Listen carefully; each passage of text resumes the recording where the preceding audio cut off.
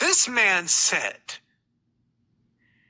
that Keanu Reeves is a better actor than Jake Gyllenhaal. I stand by that. Let me repeat that one more time. This man said Keanu Reeves is a better actor than Jake Gyllenhaal, which is now that is one of your worst takes, bro. Honestly. Let me tell you, I stand by that because Jake Gyllenhaal wasn't in The Matrix. He wasn't going. Imagine doing that and just going, I know Kung Fu.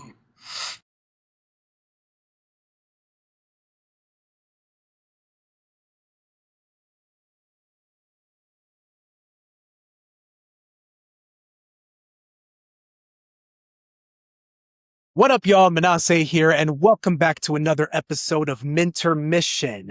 We got a new Spider-Man movie out, which means it's time to review the latest Spider-Man movie called Spider-Man Brand New Day. But I won't be reviewing it by myself. I brought back my friend Alex to help review it with me, but this time he's doing it for free. He got paid the first time he came, so now he's doing it for free since he's such a Spider-Man glazer. How you doing, you bish? Not true, first of all. Once again, you have me here against my will. I was literally getting ready to go to bed, and you're like, yo, I'm gonna upload all these pictures of us in Cabo doing who knows what if you don't hop on the podcast to talk about Spider-Man. So this is another instance of forced labor. I don't know how you've been able to operate this long. I don't know how or why people are still watching this thing, but I love Spider-Man, so let's just get into it. But is it just me, or is your nose getting bigger? Because you just be lying, bro. Not you be true. Lying. Another lie. This is just a podcast of lies that you people are subscribing to. By the way, you're rewarding this behavior. So I need my money in cash. Oh, brother, this guy stinks! Anyways, let's talk about Spider-Man Brand New Day. Alex, this is the 11th Spider-Man movie. We've had 9 live actions, 2 animated ones. It's now been 10 years since Tom Holland has played Spider-Man. He made his debut in 2016 with Civil War, and now it's 2026. He's been Spider-Man for 10 years. Crazy. That's actually crazy to think about. Cause I know. We were in high school when that movie came out. And for real, it was like, what, IB1 when Civil War came out? Yeah. I think so. And everyone was excited about it because, you know, with the whole Sony debacle and, you know, everybody wanting Spider-Man to be integrated into the MCU, but due to like licensing conflicts, I guess, it almost seemed impossible. And then we got that Civil War trailer. And we're like, that's crazy. It's insane, dude.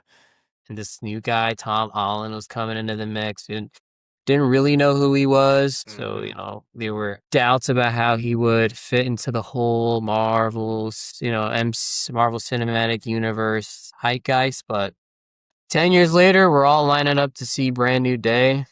Yep. Expected to what? It was grossing like what? 72 million preview day? I mean, already. Yeah, like I have no doubt this will be the highest grossing movie of the year. I could see it making $2 billion. I could really see that. I mean, when I saw it opening night, because you saw it earlier than me. You saw it on Wednesday night. I saw it on Thursday night. And dog, there were like everyone was wearing either a Spider-Man t-shirt or there were a few dressed up as Spider-Man. Like, that just shows how much of an event it can be when you got a new Spider-Man movie coming out. I saw a guy dressed up in a full Spider-Man costume. Yeah, I saw that too. He dressed up in the No Way Home suit where it was like golden. Oh, remember his final suit? No, not the Iron Spider. When Doc Ock got cured and he gave his nanotech back to Peter, but it was like gold, like the symbol of the spider was gold. It was still his red and black suit. No, I think it was always gold. He had the Iron Spider suit on, but some of the nanotechnology, it transferred to Doc Ock so that he could control his tentacles. I thought it was his black and red. Okay, anyways, I could be wrong, but I thought it was his black and red suit. and Nah, then he 'cause he gave had the that- nanotech back to him. Because he had those like legs that popped out, and he was like, Okay. All right. Maybe I was misremembering it, but yeah. "Man, you know that spell doesn't transfer in the real world, right? How you be forgetting this stuff?" Man, I don't know. I'm getting old. Time flies. But anyway, Anyways, I have a short plot synopsis for the movie. So after the events of boring. Let's man, just get into it. Giving the people what they want. We want to talk about the movie. They know what it's about. But you know what? Since it's your show, I'll let you do your thing. But thank you. Show some respect, okay? It's called this wouldn't fly. It's called Mintermission, not Altermission. All right. Anyways, short That plot doesn't sound like a synopsis. bad name. Doesn't sound like a bad name. Listen.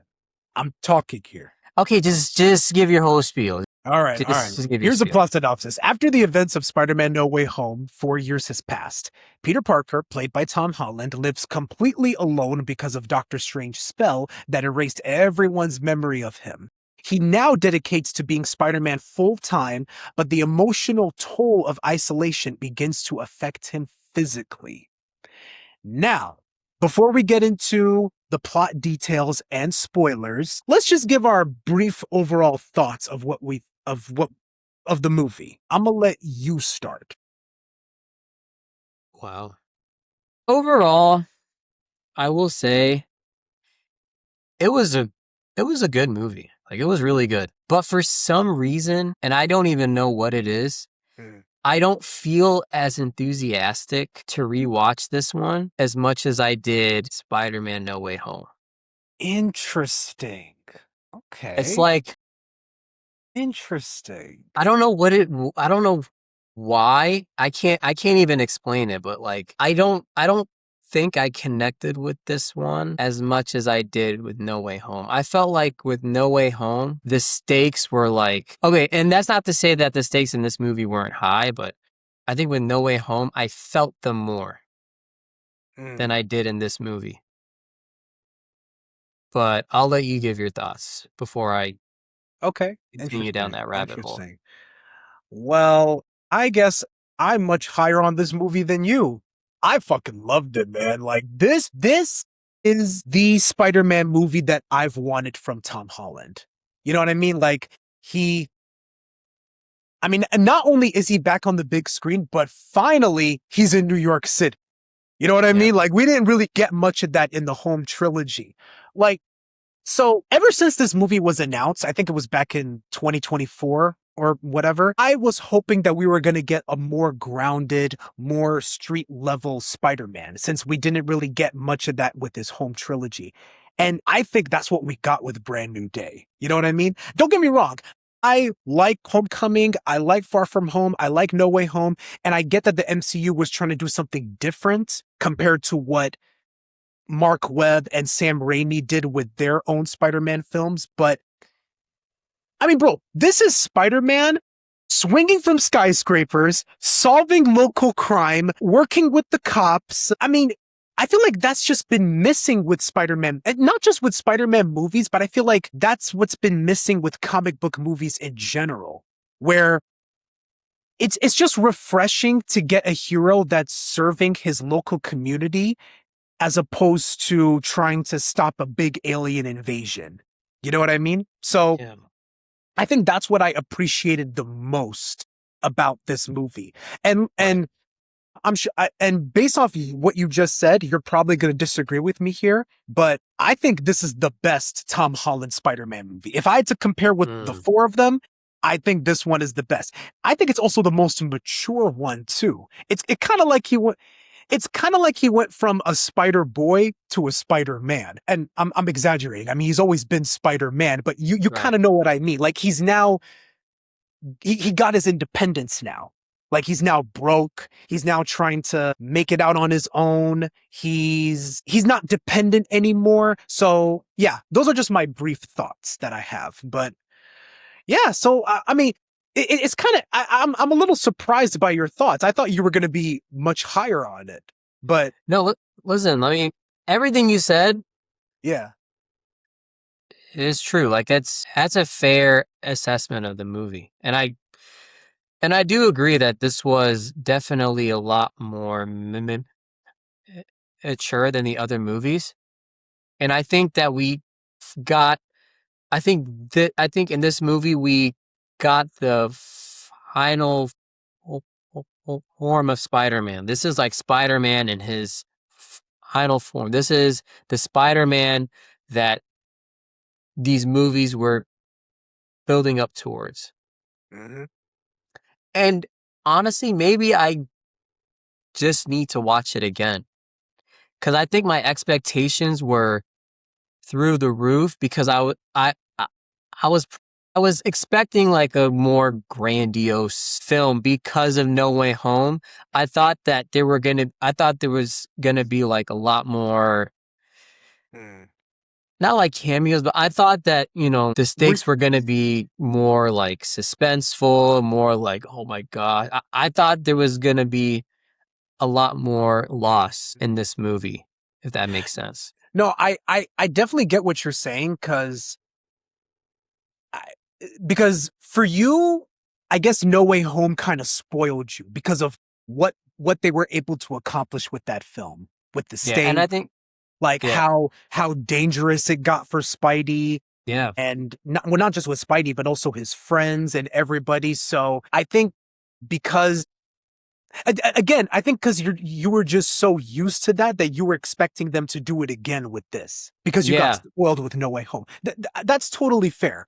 That could be, 'cause Yeah, to me, No Way Home was like, and you know this, I know how it you feel. was it was Yeah, the best experience. Watching that movie for the first time was the best experience I've ever had in a movie theater. it was a great experience. Yeah.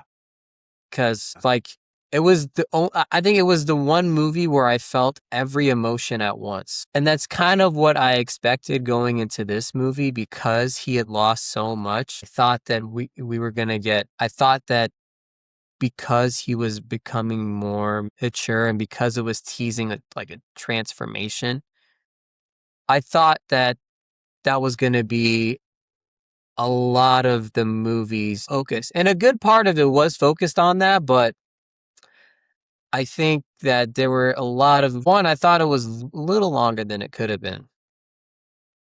Because I know a lot of people complain about the final act dragging a little bit. And like there were a few points where I thought, well, I guess if we didn't get to the end, then we wouldn't have gotten the scenes that I really enjoyed. So I probably won't say that, but Okay. Yeah, we'll save like yeah, specific things that we liked and specific yeah, things that we didn't like later on. But no, I completely understand where you're coming from. And look, I'm not saying this movie is perfect. I do have some problems with it. yeah, And I do wonder if I give it a rewatch, if I will be higher or lower on the film. I am curious to know because I do plan on watching it again.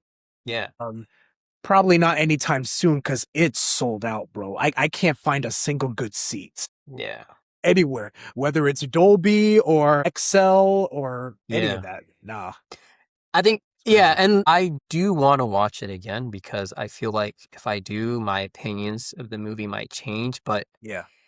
I'm not as eager to do it as I was with No Way. Because No Way Home, like when I got out of it, I was like, I have to watch Mhm. this again tomorrow.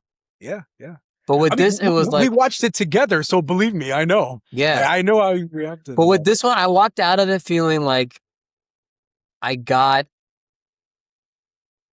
most of, if not everything, that I wanted to get out of watching it the first time.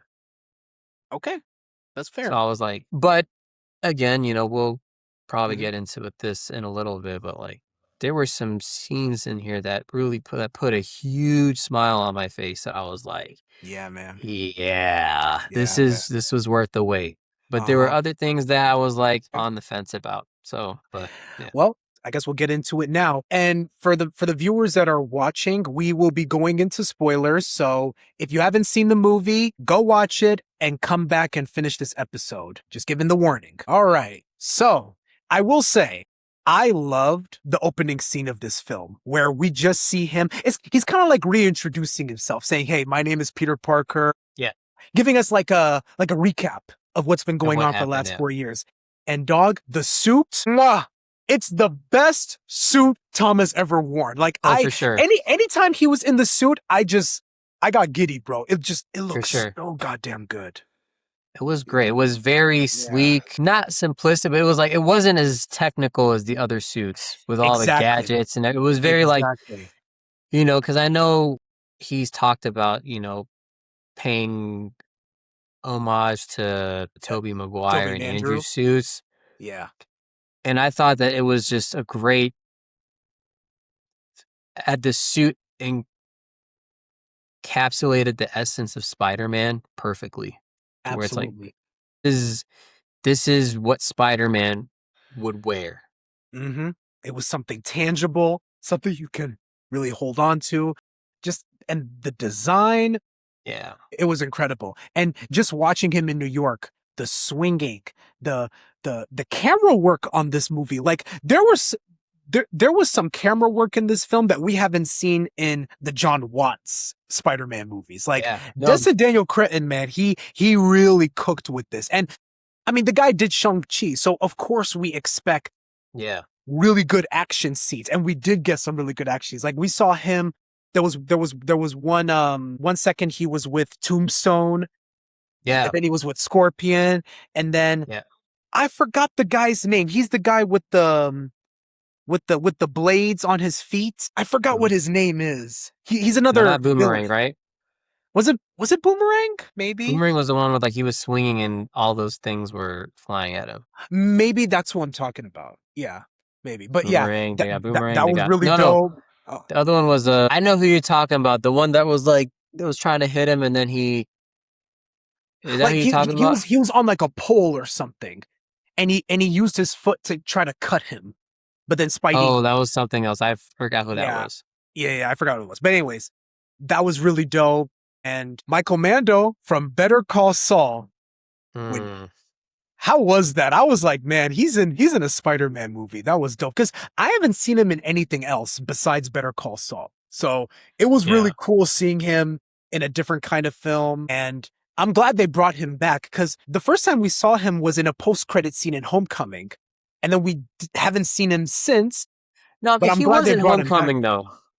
Huh? He was in Homecoming. He was in the. I know he was in the prison cell with Vulture, but No, not just that. He was in the cruise ship. oh, you're right. He was with the gang, Vulture's gang. But he didn't. But he didn't dress up. He wasn't Scorpion though. He was a Scorpion, but Yeah, that's what I'm trying to say. Yeah. Yeah. I mean, it was nice to see him, especially since they teased that in Homecoming and they didn't introduce him until in any of the other movies. Yeah. So, yeah. yeah. But yeah, it was still dope to see him. Here's one thing. Peter is broke in this movie, right? Yeah. He's broke. He's alone. So where the hell did he get all that technological equipment? And how does he have a smartphone? I don't know. I was questioning that as I was watching it. I'm assuming he just maybe like inherited it from Tony, or like he took it from the penthouse or whatever. I guess, but I don't know. That just Yeah. seemed weird to me. Or yeah, but whatever. I don't know. It just seemed funny because he's supposed to be broke, but when he's in his room or whatever, he doesn't look broke. Like he's already got the technological equipment. And what did you think of? I forgot her name. The woman from The Bear. She's now a cop. Oh, and she's detective, working with Spidey. Yeah. I thought she performed well in this film. I thought she was great. I really liked her dynamic with Spider-Man. I thought they worked really well together. Yeah. Like him giving her tips and her giving him tips and like going back and forth. I thought they had a great relationship. Yep. And the other thing I forgot to mention before was, even though Peter knows the sacrifice he made and that he knows that he can't keep his promise to Ned and MJ, saying, hey, listen, I will try to make you remember me. He knows that it's going to put them in danger. So even though he kept his distance and he's trying to, protect them, he can't help but I wouldn't say, I don't know if stalking is the right word, but he is stalking them. Like, looking at their IG lives, seeing what they're doing around New York. He can't help but see what they're doing, which I completely understand. Those are your best friends. So he still cares about them, and he's still, hiding in the dark. But I felt it was happy and sad at the same time. You know what I mean? Like him watching Ned on IG Live with him and MJ, like he's smiling, but he's also upset because he's like, fuck, I can't be with them. They don't know who I am. I can't socialize with them anymore. Like, I don't know. It felt bittersweet because he's still thinking about them, Yeah. Yeah. No, it's a tricky situation to be in because he's lost a lot of the people that have cared about him and mentored him. So, like you said, he doesn't have anybody. So No. the two people that he cares about the most are out of reach for him. Yeah. And he's doing it to protect them, but like you can't help but wonder how they're doing. I looked at it from a place of I looked at it as though he was doing it from a place of care. Not necessarily like approaching them Mhm. until, we get to the scene where they're in the party or whatever, but like doing it from a distance, just Yeah, for checking, sure. okay, are they okay? Following them, because this movie, like it takes place 4 years after No Way Home. So they're already and it's like you mentioned at the beginning of the movie, like they've already gone through the college experience. They did all of that without Mhm. him. Mhm. And that was something they were really looking forward to doing together. Yeah. So it's No, like they did, totally. it's like they did all of that without him. And so, I'm sure he felt like he was heft out, but also like, he just wants to make sure they're okay. 'Cause, I'm sure if anything happened to them, even if they don't know who he is, he would go out of his way to protect them because he cares about them that much. They were really instrumental to him Totally. in his life. Yeah. Yeah, absolutely. And before the movie came out, as they were promoting the film and announcing the cast and everything, Yeah. you and I had a disagreement on whether they should have brought back Ned and MJ in this movie after what happened at the end of No Way Home.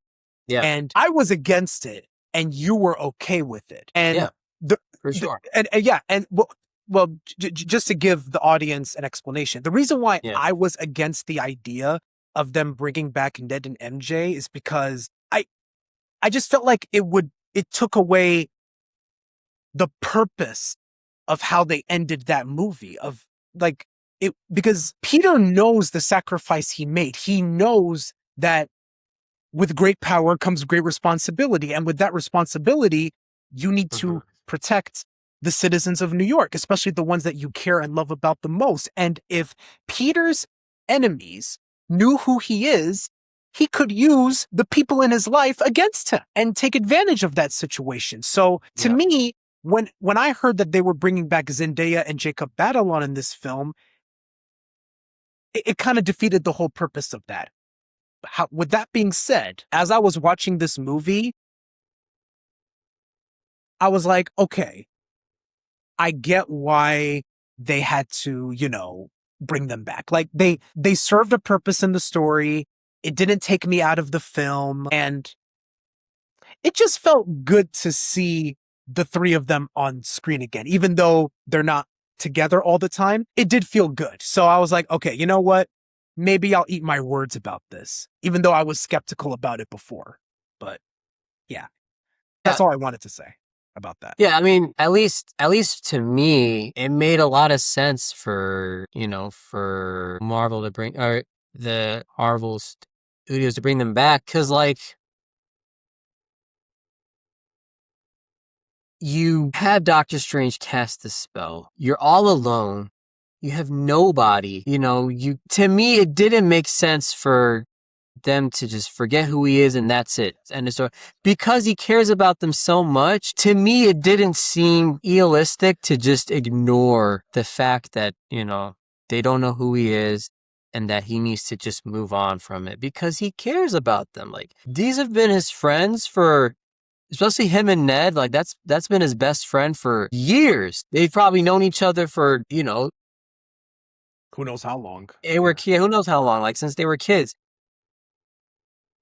To know somebody for that long and then all of a sudden just not have them remember who you are, that it would be hard to just let go of that. So No, I get it. so I felt like they needed to be there to show that he still cares about them. He wants to know how they're doing. And you can't just erase them and then forget or forget about all of, the great moments that you had with them and just sort of dismiss all of that just so just so that you can protect them. I feel like you can still, it's like you can have your cake and eat it too in this instance. Like you can still see how they're doing from a distance. And to the other point, like as it's shown in this movie, I felt like he had a lot of hope that maybe somehow he could get them to remember him without necessarily having that cascade into everyone else.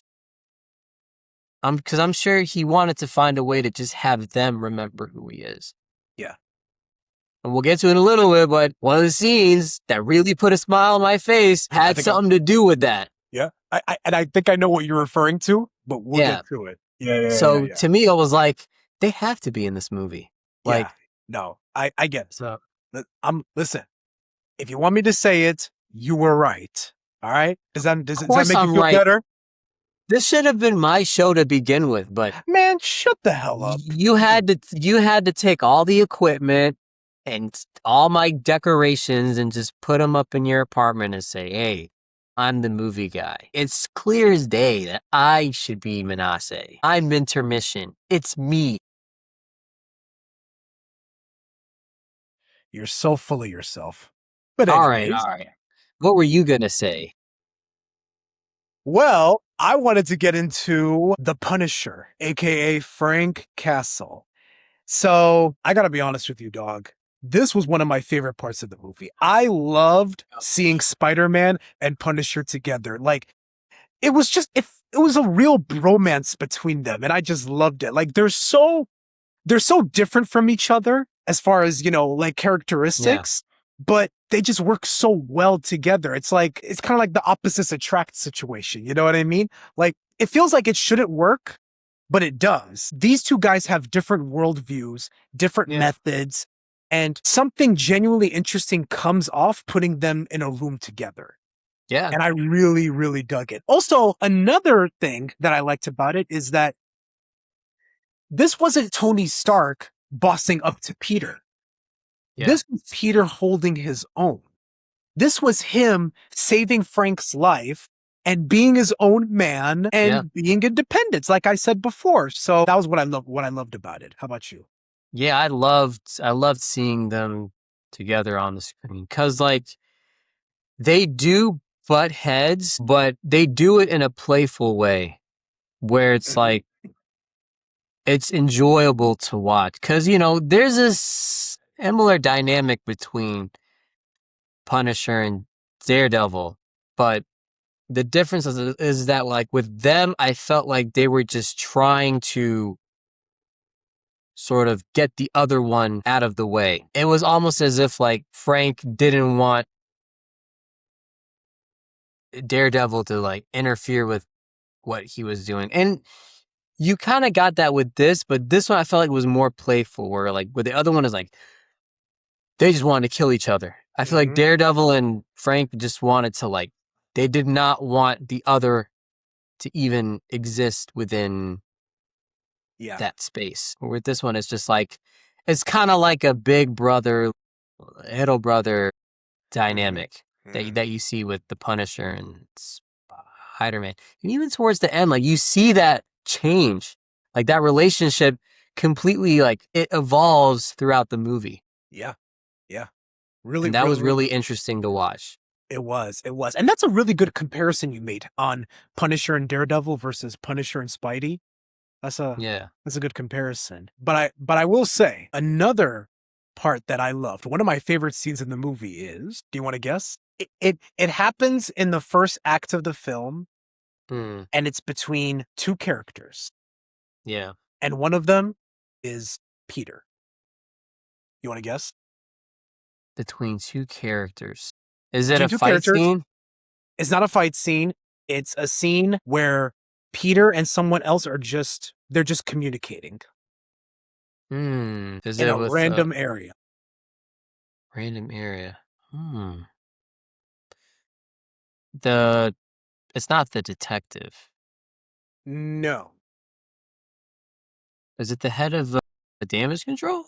No. But it happens after that scene, I think. With MJ when he goes No. to their No, apartment? no. Is All it right, a I'll big just- character?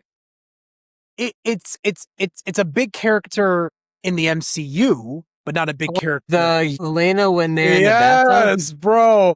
I was so happy to see Florence Pugh in that movie. Oh my god, that was great. You I know- love Yelena. It was interesting, but that was, I mean, we'll get into it in a little bit, but that was one of the gripes I had with this movie. With Was that- Yelena or just With Yelena. what was it? I don't know. I felt like I didn't really know what she was doing in that movie. Cause I thought they would at least tease like Avengers Doomsday with her being there and her involvement in the movie, like moving towards that. But like, she just seemed to be somebody that like Peter was trying to get information from. She was also trying to kind of recruit him to be part of the new Avengers because she was talking about little potatoes. You need the No. big potatoes. Like No, she was I doing felt that. like she was doing that to compare the scale of what he was asking for versus like what they deal with. Because she was saying like, because he asked for her help, but she was like, I feel like what you're doing is really small in comparison to what the new Avengers would normally do. Mm. And so she was hesitant to do it. And then okay. and then he was like, he was like begging for her help, and so she ended up helping him. I don't think she was trying to recruit him to be in the new Avengers. Okay. Which is why I was like, then why is she in this movie? I guess to try to I do understand your issue with it. I guess for Yeah. me it was just great seeing her in this movie because out of all the new characters that they've introduced since post Endgame in this Yeah. new like multiverse saga, she's really the only one of the few new characters that has made multiple appearances in different projects. Like we saw her in Black Widow, we saw Yeah. her in Hawkeye, we saw her in Thunderbolts, and now we see her in Brand New Day. Because let's be honest, I mean, the MCU since after Endgame has been like all over the place, disconnected and Very whatever. convoluted. And I feel yeah. like this was trying to kind of make some like connections. You know what I mean? Even though I get- mean, and I get it. If you took Yelena out of this movie, it's the same movie. It doesn't Yeah. really make that much of a difference. But I guess they were just trying to build a connection to it. Also, they both live in New York. The Thunderbolts and Spider-Man are in the Yeah. same city. So I guess that's another reason. Get it, but like, at least to me, I felt like the real connection was just like, oh, here's this character that you've seen in other movies. And now she's here to promote Doomsday? Not really. Not really. It Just seemed like to she was give trying Peter's- to. It seems like she was trying to seduce Spidey. Yeah, just keep trying to get him in a hot tub to talk and like Come asking on, for are her you, are help. you telling me you wouldn't like that? Don't lie to me. Listen, Don't if lie I'm to there me. to talk business, I need to get some information. All of this like hierarchical, whatever, you're in my territory, so you're gonna do what I say. It's like, yo, you gonna help me or not? We got a threat bigger than both of us. I'm just saying, if Yelena attempted to seduce you, you would probably fold. That's all I'm saying.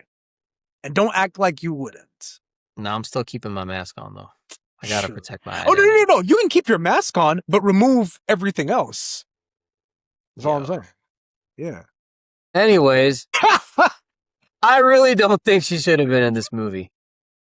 Okay. Fair. I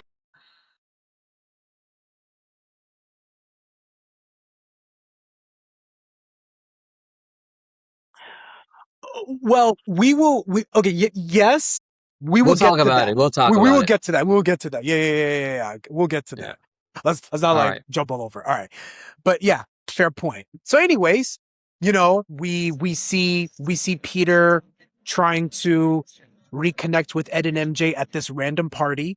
I think Yeah. it was at their house because they're both roommates. Yeah. And Peter sees MJ with another guy. Yeah. That kind of hurt. I'm not gonna lie.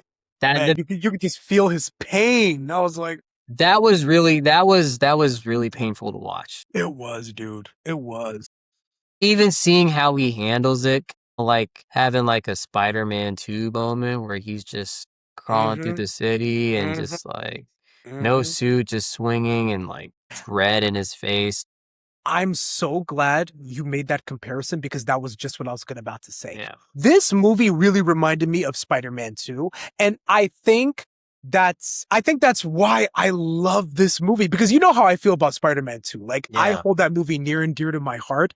And I'm not gonna, as I was watching this movie, I just found so many comparisons, not just with the struggle of both Yeah. Peters trying to, when in Spider-Man 2, when J. Jonah Jameson's son, His son, yeah. and he's just in pain, and seeing Tom Holland's Peter, watching him seeing MJ making out with another guy, that Yeah. hurt him, and that led to, we're gonna get to the next scene, that led to his mutation, Metamorphosis. because that's what the AI woman voice said. You seem to be going through some like stress and trauma, which might have is- led to your secondary mutation from occurring. How he Yeah. started getting the organic webs and everything. Yeah. In Spider-Man 2, he lost his powers because of Because the of that. existential crisis that he's been going through. Yeah. So there are just so many comparisons to this that I was just So like, many man, parallels, yeah. It so was, many parallels, like similarities. I was like, man, this it was is great. great. Yeah, man. What'd you think of the scene where he started to have these mutations I and thought starting to that feel like an was actual spider? really interesting. And that's where I thought that's what I thought a lot of the movie was gonna focus on, was just like him getting the organic webs. Okay, how is he gonna try to adjust himself to this change? I thought there would be a lot more sequences of him like testing things out, going around fighting people with it, using it to try and like fight crime or whatever. But I feel like it just teased it, and then it just went to, antagonists, who we'll talk about in a little bit. I thought it was great to see that, he was like, his senses were enhanced to the point where I was watching it, I could feel the intensity of his senses, and like in the sensitivity of like all of the sounds, how loud everything felt. Did I you was like, wait? Sorry, I didn't mean to cut you off. Did you watch this movie in Dolby? I saw it in Dolby. That So I was explains like, it. Because I watched it in Dolby too, and you know how Dolby is with their sound quality Yeah. and their surround system. I think that's what it helps the audience feel what the characters are going through. yeah. So And I was like, I thought it so I was like, I could feel, I almost like, yeah.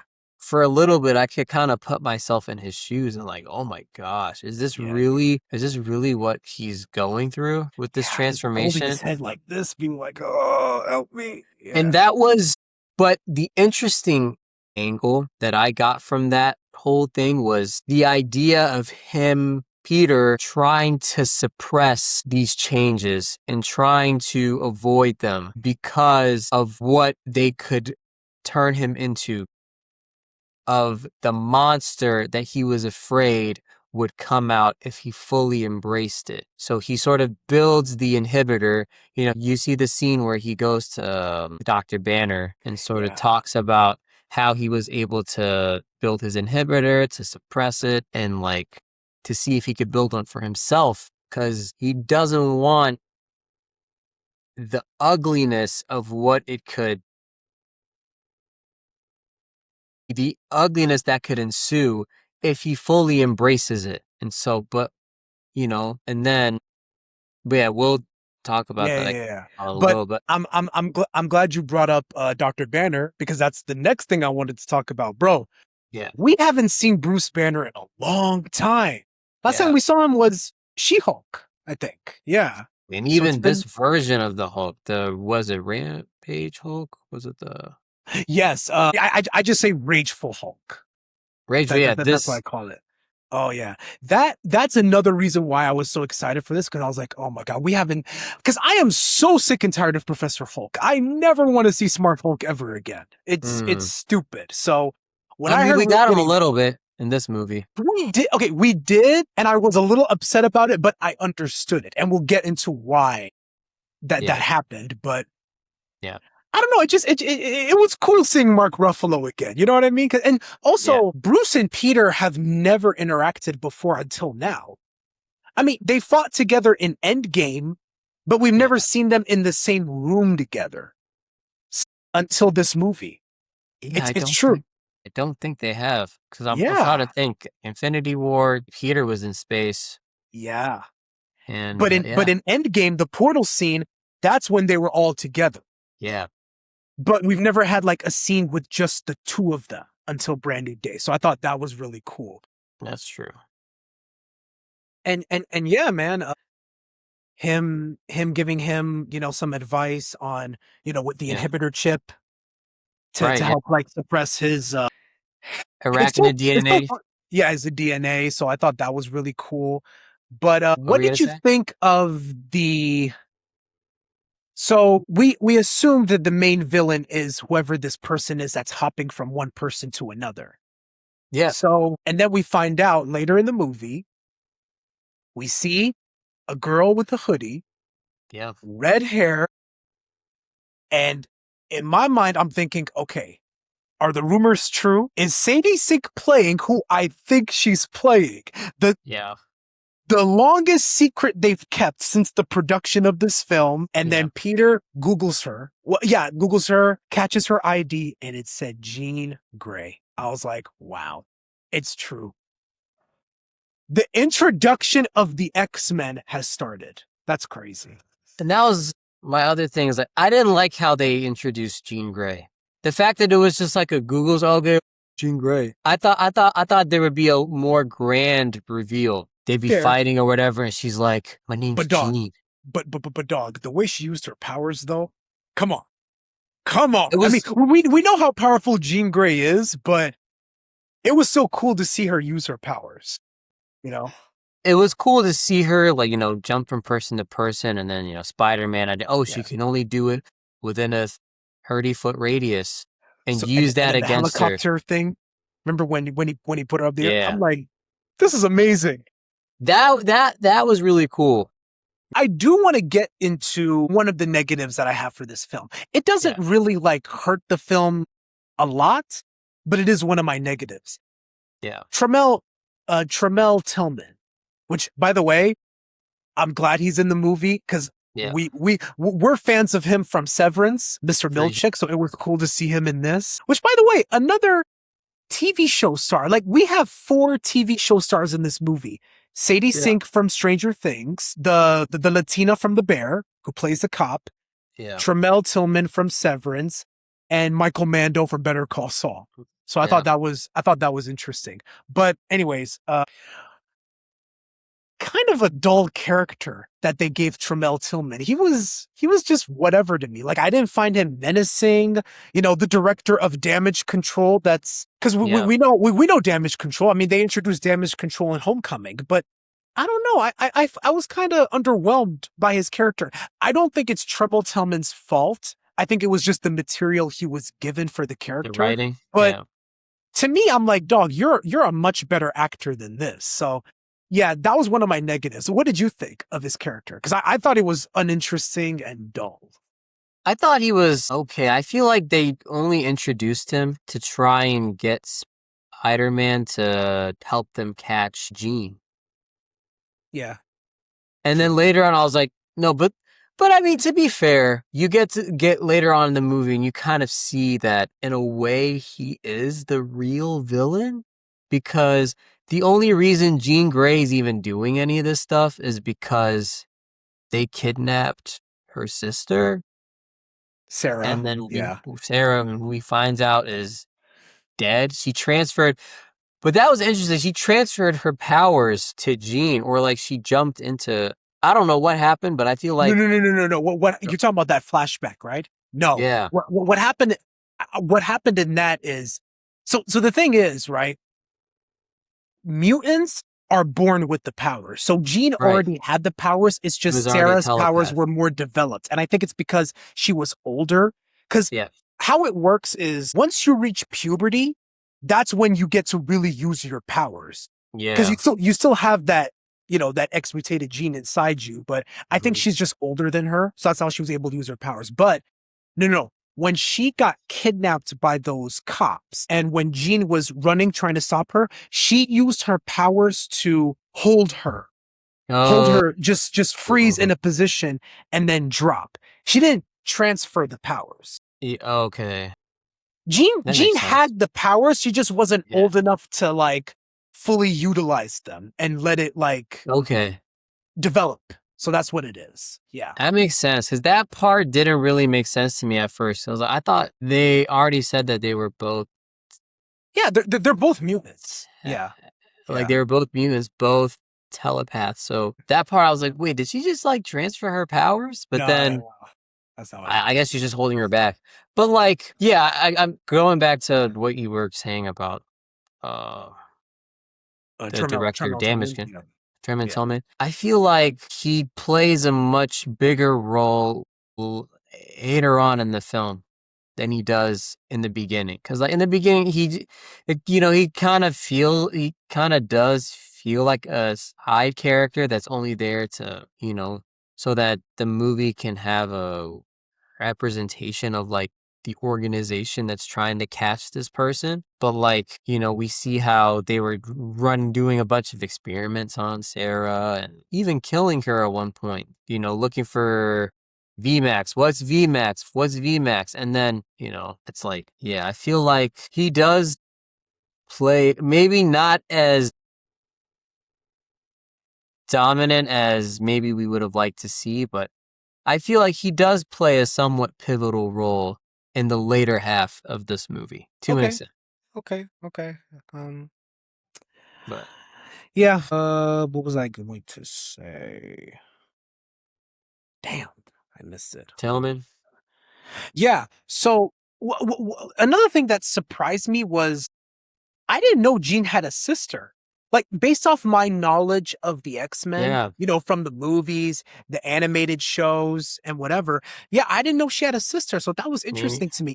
Even my friend who I saw the movie with, who's yeah. more knowledgeable about the X-Men than me, he didn't know that she That's had what I a was sister. saying. Like, So yeah, so that I was a saw deep that. I cut. was like, who is Sarah? I didn't even know, because Yeah. even like, you know, going back to older movies like X-Men First Class, you see like,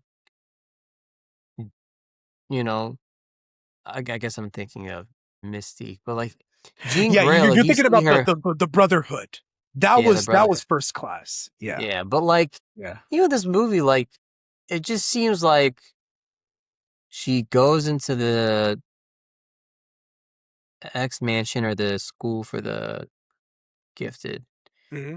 and then it's just her there, her sister, like no siblings, Yeah. no nothing. It's just Yes. her and Cyclops and Beast, and like here now she has a sister I know, who it's has crazy. the I same guess powers as she does. yeah. That definitely shocked me because when they were showing us in the movie that clearly there's something at um what's the place called? Damage Control that Yeah, she's trying to get. I was wondering, okay, what if it's Scott? What if it's, yeah, Scott Summers? I was thinking that would be interesting. And I'll be like, okay, so not only are we getting one X-Men, but two. So that would that would have been more that exciting. would have been great. Yeah, that would have been awesome. But I really liked Sadie Sink as Jean Grey. I thought she performed really well. So I Yeah. was like, you know what? This was an inspiring casting choice. And I'm excited for new X-Men, man. I'm excited to Yeah. see where the MCU takes this. You know, if this is the beginning of the mutant saga, I'm really interested to see where they go with it. And clearly they're going for a younger cast because Sadie Yeah. Sink is in her early 20s. So I'm sure Scott's going to be around the same age. Yeah. You know, Beast, probably Wolverine, all of them. So I'm Yeah. definitely looking forward to that. Another negative that I wanted to talk about with you. I don't I don't know how redeemable she is by the end of this movie. Because Mm. let's be honest, she's done some bad things in this movie to try to get her sister back. She's done a lot of Yeah. fucked up shit. And the fact that Peter was so kind to her, which I get it because he's Spider-Man, but Yeah. this is not just any regular character. This is Jean Grey we're talking about, one of the most important and biggest characters for the future of the MCU. And I don't know, part of, and you know, today, as I was going through my thoughts on the film, I was thinking to myself, like, yeah, like this is a really cool introduction, but I was really questioning if they introduced her character perfectly in this movie. Yeah. Like, do you think they introduced her? Do you think, like, what I'm trying to say is, was she too evil in this movie? I kind of think so. And now, granted, she's never been perfect. Like, Jean Grey has always been a morally gray character, no pun intended. But you know what I'm saying? Like with the Dark Phoenix and shit, she's always done bad things. But in this movie, bro, she's done some really fucked up shit. And the excuse is, I'm looking for my sister. I don't know, dude. What do you think? Because Here's what I'll say about that. mm-hmm. To your point, she's done a lot of terrible things, manipulative things, Yes. which gets to one of my gripes. I felt like there were some parts of this movie that were very predictable. Mm. Just like the scene where, like, you know, he saves MJ and then she, you know, they kiss and then she like hugs her. Everybody in the theater was like, yeah. And I'm like, nah, she definitely possessed her. And I'm then not with gonna- that reveal, everybody was shocked. And I was like, Okay, I'm not gonna lie. I kind of fell for it. Part of me was like, I don't know. Like, it's interesting that you found it too predictable that Jean was MJ the whole time when they were on top of Yeah. that roof. But it just I seemed don't to know, dude. Part of me was like, man, maybe Strange's spell isn't as strong as we thought. And that's what I'm Maybe saying, like, she it's- finally broke the spell. But man, the way Jean Grey manipulated that shit, I was like, nah, this is too much. This is It just way seemed- too evil. it seemed too good to be true. Okay. And like, you know, I to Peter's see. point, you realize, you know, he even says like, you're a monster. And she's done a lot of messed up things. However, I think they did introduce her well in this movie because by the end of this movie, you realize that she's going through the same thing that Peter's going through, in the sense that they're both alone. They're both handling it in different ways. She's lost somebody, and to what I was saying, she's doing everything she can to get her back. Just like Peter wants to do everything to get Ned and MJ back, she's doing that for her sister. And if it means doing all of these messed up things, then she'll do it. But to the other thing, I guess to my other point, and it gets to something that I really loved, and I thought was one of the emotional highlights of this movie, is the conversation that she has with Aunt May, who was originally Peter, but she's having it with Aunt May as if, you know, she's talking to Peter. Jean Grey didn't really have somebody like Aunt May. It seemed like she didn't really have anyone like Aunt May in her life to remind her that she's not alone. And that's why when she tries to get into Peter's mind, he's like, do it. So you can have that conversation and realize that what you think about yourself, or like what you think about your situation is not really true. It's like, you want to poke around in my head? Go ahead and take a look. Is that conversation. And then they have that conversation, and then she realizes. And I think that's why he was so kind to her, because he understood where she was coming from. And he knew that wasn't really who she was, and that her situation is not like what she thinks about her situation is not true and it's not real. So he's trying to get her to realize that she's not alone. And that's sort of like what I really appreciate about this movie. And the message of the community is like, nobody, no matter how alone you think you are, you're not. There are people out there that care about you, that want us to make sure that you're okay. Okay. I understand what you're saying, and I get the similarities between them. And it's not that I don't understand why Peter was trying to be nice to her at the end, because he saw a part of himself in her with the issues that she was going. So that I get. But dog, I don't know, like put yourself in Peter's shoes. She makes out with Peter and acts as though MJ can remember him and being like, yeah, Peter, hold on to her, love her, and then throws her off the roof. No, I don't know if that's enough to redeem her at the end. No, listen. And to take a bullet for her at the end. I'm not saying that what she did was right in any way, shape, or form. It was, and I even said it earlier, it was very manipulative. It was a very manipulative thing to do. It was. Okay, let me just ask you this one question, and then I'm going to let you speak.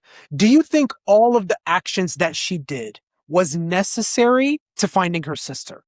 No. Did it just... Okay, great. Now we're on the same page. It doesn't justify it. It doesn't justify it, but at the same time... But nobody was willing to help her. Everyone was withholding information.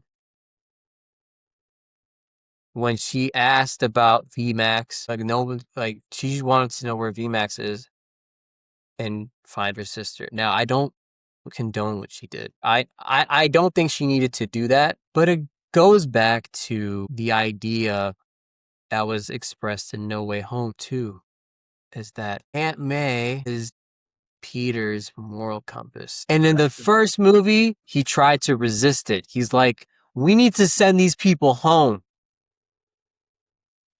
Whoever, we need...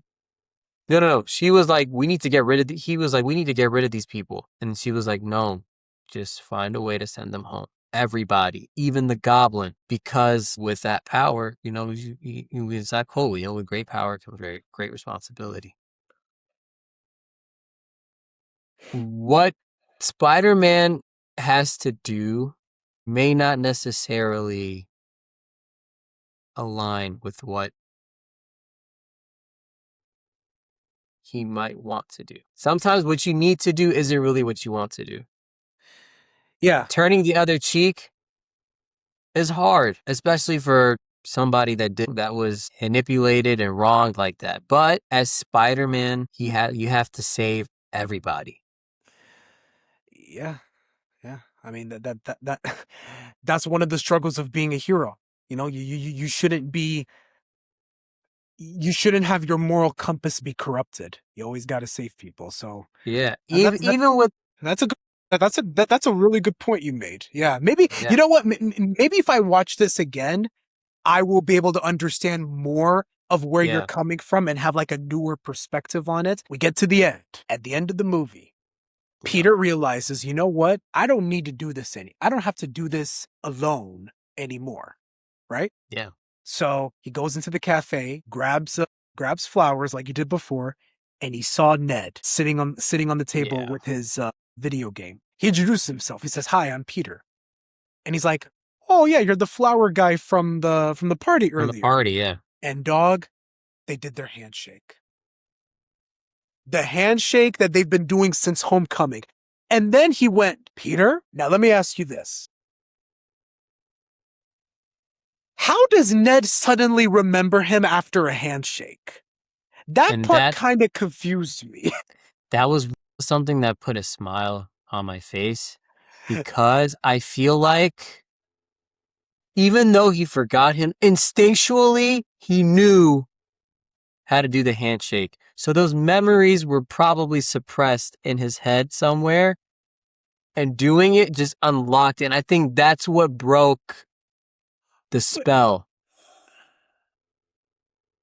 Because he was talking about, yeah, true love's kiss will break the spell. Because Peter loved MJ, Yeah. I felt like if he kissed her,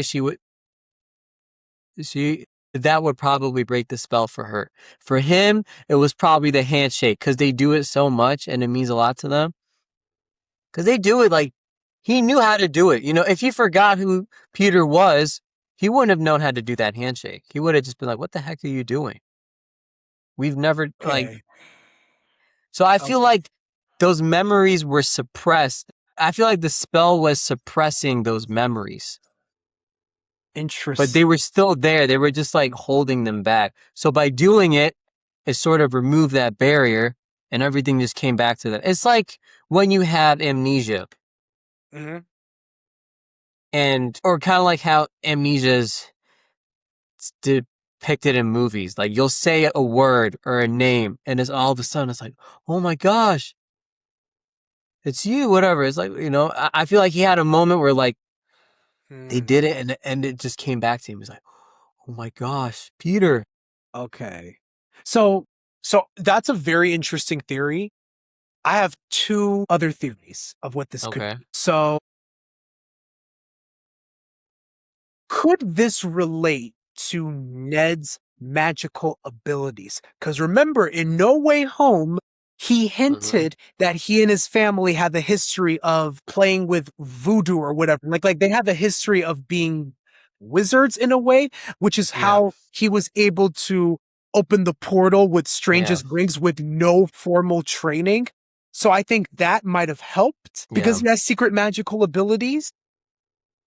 So maybe that handshake helped break the spell because of his magical feat. Here's the thing. Here's another theory. It could also mean this. Peter and Ned engaged in something physical with the handshake. Yeah. So it might mean that MJ and Peter need to engage in something physical.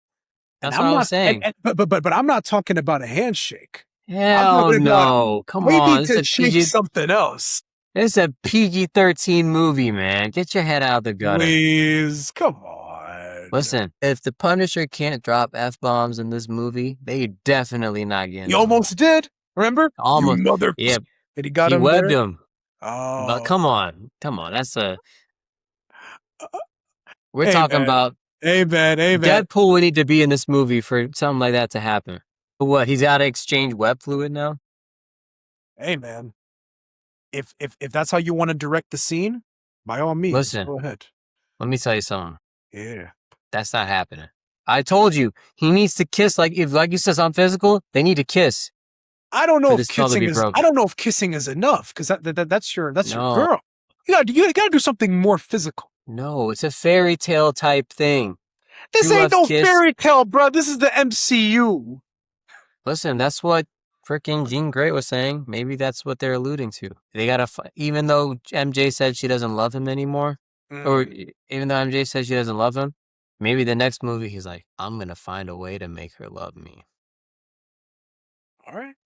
Because she even invites him back up after all of that. He takes her home and he's like, oh, you want to go up to meet Ned?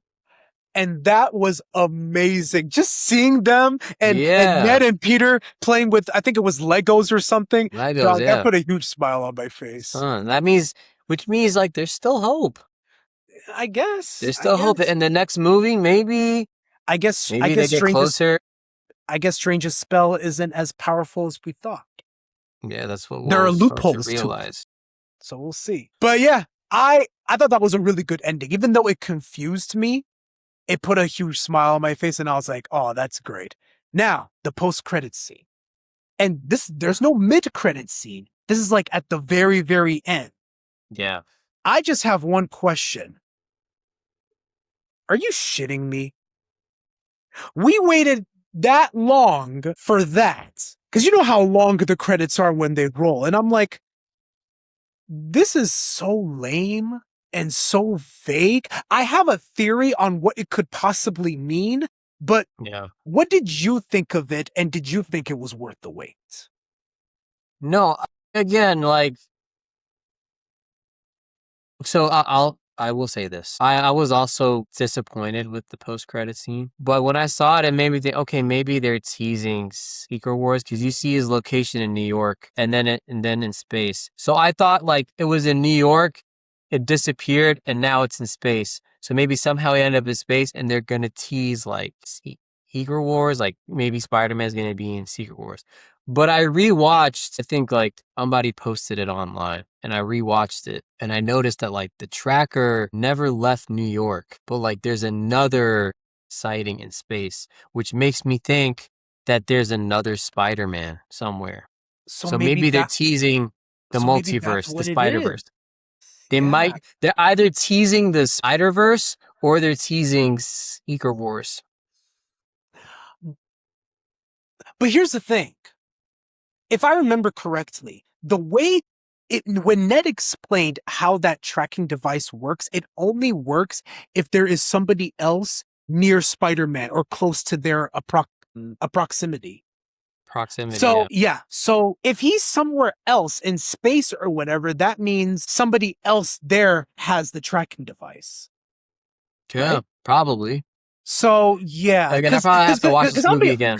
Because I'll be honest with you, I don't think we're going to see him in Doomsday. If he was going to be in Doomsday, we would have known by now. So And that's why I was saying, like, I it could thought be they were going to he could be in Battle because we know Battle World is going to happen. Yeah. So maybe he could be there. So that's what I'm thinking. Like, maybe they're teasing Secret Wars. Like, he just ended up in space. He's in Battle World now. Or there's another Spider-Man. Yeah. That could lead to Spider-Man 5 if they make another one. Yeah. I'm sure they'll make another one. But it just said Spider-Man will return. They're not telling us when. So it could be Secret Wars or it could be... I just can't see Spider-Man being in neither Avengers movies. I just can't see that happening. He has to be in Secret Wars if he's not in Doomsday. Obviously, because we have to get the symbiote Spider-Man. Okay, good. I'm glad you brought that up. Remember my theory about him having the symbiote in this movie? I'll take the L. I was wrong. We did not see the symbiote in this. So where the hell are we going to see the symbiote if it's That's not what I want to know? Because it's still on Earth 616. At the end of No Way Home, we saw Venom as he went back to his universe. He left a piece of himself. Yeah. There. Pointless post-credit scene. That's what I'm saying, dude. It served no purpose. It was not worth the wait. It's like, what the hell are we doing, man? They're just, I don't know what they're doing now, but. But you know what? Now I just thought of something. Brand New Day was originally supposed to, no, Doomsday was originally supposed to come out before Brand New Day. No, wait. Am I right? Yeah, I'm right. It was supposed to come out before, remember? Because it was supposed to come out in May, and July was still Brand New Day. Then they delayed it from May to December. So I'm wondering, did that delay cause them to change the script in Brand New Day? Maybe. And just have that post-credit scene? That's what I'm wondering. Because Doomsday was supposed to come out before. So I don't know. I don't know. It's like... We'll see what happens, man. We'll see what happens. Maybe we'll get the symbiote. Maybe we won't get the symbiote. I mean, the MCU changes stuff with the source material. They don't always follow what happens in the comics. So we'll see what the Russos do, man. I don't know. But anyways, that's our review on the movie. What would you give it? Because we're gonna do stars this time instead of out of 10s. What would you give it out of 5 stars? Spider-Man Brand New Day. I'm debating. Like, I don't know if I should give it like 3.5 or 4 stars. Yeah, I would predict that would be your range. Yeah, I'm thinking. Okay, I'll say like 3.5, 4 stars is what I'll give this movie. I'm between 4.5. Because obviously I'm much higher on the film than you. Yeah. But who knows? I'm planning to watch it again, so we'll see if it goes higher or lower. I do need to watch this movie again. Yep. Yeah. But hey, man, that was fun. I'm glad we reviewed it. Now we're getting into the Spider-Man ranking. So how this works, ladies and gents, is that we will give our own personal ranking of the Spider-Man movies, which includes the 9 live-action ones and the 2 animated ones. And we'll see where Brand New Day ranks on our list. So we're going to start. So there are 11 of them. So we're going to start at number 11. So let me get my list out. All right. Let me get it out right now. So I'm going to say my 11. You're going to say your 11, and we're going to like talk about it and then go to 10 and then 9 and then 8. That's how it's going to work. Right. All right. So, and let me preface by saying, I don't think there is a bad Spider-Man movie. I enjoy all of them, not to the same degree, obviously, but hey, I don't think there's been a bad Spider-Man movie. Love Spider-Man, and he's, I think I would speak for both of us. He's both of our favorite superhero, right? He's always Yeah. been my favorite superhero. Ultimate. So at number 11, I have The Amazing Spider-Man 2. How about you? Ooh. I had the first Amazing Spider-Man. Okay. So tell me, why is that your least favorite Spider-Man movie? I thought that, I don't know, it just portrayed Peter Parker as a very depressed, sad, melancholic guy. And I felt like this, when he was in the costume, he had a lot more quips and like, you know, funny, like interesting, like things to say. And I thought that would translate with Peter Parker, but I don't know. It just seemed like the way Peter Parker was portrayed in this movie didn't really resonate or connect with me. He was just like a forget everything, like whatever, Uncle Ben, you don't know what you're saying, and that's like, I don't know. I just couldn't really connect with Peter Parker in this one. That's totally fair. If I'm being honest, TASM 1 and TASM 2 are like so close for me that Yeah. I could flip flop between the two. The reason why I have The Amazing Spider-Man 2 right below it is because hmm the issues that TASM 2 has that TASM 1 doesn't is that TASM 2 is a mess.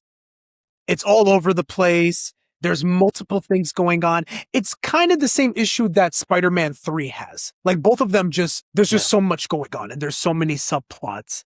What carries it though is the action sequences, the love relationship between Peter and Gwen. I think it's without a doubt the best love relationship that we have in a Spider-Man movie. And the suit is amazing. But dog, the villains, Electro, whatever, Goblin, bro, why did they make Goblin look like that? He looked like he's got herpes all over his face. Like, they didn't have to make him look like that. I don't know. That I part didn't didn't like rub me. Goblin in that movie. But No, I didn't. Electro, I thought, Electro was more tolerable, but I still didn't care about him as a villain. I like him much better in No Way Home than Yeah. TASM 2. You know? I Yeah. think just like some of the ways that his scenes were shot, like the Times Square fight when all the like electricity is like Yeah. emanating out of him, and like I mean, it looks good. Like the Times Square scene where he's like catching a police car and saving everyone from getting electrocuted. I think That was really cool. I like that's probably why I liked it more, is because visually I Yeah. thought it looked better than the first TASM movie. absolutely. At least TASM 1 isn't a mess. It's more cohesive. So that's why I have it above it, even though it's not like a huge gap as far as quality, because And I will say, you know what I mean? Like, yeah. also, like, I do understand why you had to look, because I know you've complained a bunch about the scene with Peter's parents and how Yeah, I don't care for his parents. unnecessary it was. Yeah. Not only was it unnecessary, it just the scene where, you know, Peter's like, man, I messed up with my relationship. Oh, I'm not gonna think about that relationship. I'm gonna figure out what happened to my parents' death because that's really important to the movie. That had nothing to do with the story, dog. He finds his medicine and then he throws his calculator against the wall. And you know, remember what was in the calculator? Golden coins. That's gonna take him to a cave out in the middle of nowhere. He uses it, and then it's Richard Parker sending out a message saying, hey, the DNA in the spider that bit his son was his own. So I don't know. To me, it just felt like, why are we doing this? They didn't need to add that there. But like I said, the action scenes are great. Gwen's death scene, beautiful. I mean, not you know what I mean? Like not beautiful as in like, oh, she died, but like the way it was Beautifully shot, shot. and the way it was Beautifully like, Yeah. I was like, that was a really good scene. And That was you know, also why I have it it. was, yeah. That was awesome. And listen, Andrew Garfield, amazing as Spider-Man. Even though I don't love his movies, I never had an issue with him as Spider-Man. He's got the quips. Even in Taslim 1, remember? Oh, is that a knife? My weakness is small knives. Yeah, when I he's love in, that. Love that. when he's in the costume, he's amazing. He is. It's just outside of the costume. Yeah, his doesn't- Peter Parker, I don't love. He always looked. Okay, tell me if you agree with this or not. I always thought he looked too cool and too good looking to play Peter Parker. Yeah. He doesn't give off nerd. Toby and Tom do. I never got that with Andrew. He just seemed like, Andrew's too good looking to play Peter Parker. That's just what it is. you know, I'm sure he wasn't like this, but like he just appeared like very too cool for school and nihilistic, like, Yeah. what am I doing here kind of thing. Yeah. And he always looked tired, I remember. Yeah, he's just He like, always looked exhausted. Yeah. like Peter Did you Parker. did you he's like the scene where he was like humiliating Flash with the basketball? Why don't you take it from me? Take it, Flash, take it. And then he breaks the hoop. Yeah, like, I thought that was like unnecessary. What are you doing, man? What was the point of doing that? He was trying to get back at his bully, which Yeah, but guess- like, yeah. I don't know. I'm like, why dunk Yeah, a 1001, basketball? 2002 has problems. Again, they're not bad movies. They're not. They're just, they're just my least favorites. Anyways, at number 10, I have TASM 1. What's your number 10? Number 10, I got TASM 2. Okay, we already talked about both of them, so let's just move on. Yeah. So at number 9, I have Spider-Man Far From Home. I have Spider-Man Homecoming. Interesting. Okay. So I'll say this. So I like Far From Home. It's a fun movie. It's super different from the other movies from the Home trilogy because obviously it's in a different location. They're in Europe. And I like Jake Gyllenhaal's Mysterio. I thought he was a highlight in the film. And we get to see Peter use his senses for the first time. The Peter Tingle is what Peter they call it. Tingle. And it's interesting because this came out right after Endgame. So Yeah. it's Peter still going through the aftermath of the loss of Tony Stark and him trying to Yeah. take up the mantle and be the Yeah. next one. Like, give it to him. So I thought that was interesting, but I don't know, man. Like Far From Home, it just never really like stuck with me the way the other Spider-Man movies have. Like it's still enjoyable. It's cool, but Yeah. I don't know. I feel like there was something missing that made Yeah. me not love it. I don't know what it is. Maybe because it's not set in New York, or I don't know That's if it's fair. because the story just isn't all that interesting. I mean, there are some really cool scenes, like when Mysterio plays tricks on him. Yeah. I thought that whole was really sequence cool. was beautiful. Yeah. Him trying to get with MJ, I thought that was pretty interesting. Part of my criteria with ranking these movies also comes down to rewatchability, Yeah. Like if you the one that's more rewatchable, that means it's the one that you like more. Far From Home, it's not very rewatchable for me. Like I've watched it a couple of times, but again, it's cool, it's fun, but Yeah. it's not one that I'm going to go back to a lot. So Yeah. tell me why you have Homecoming at number 9.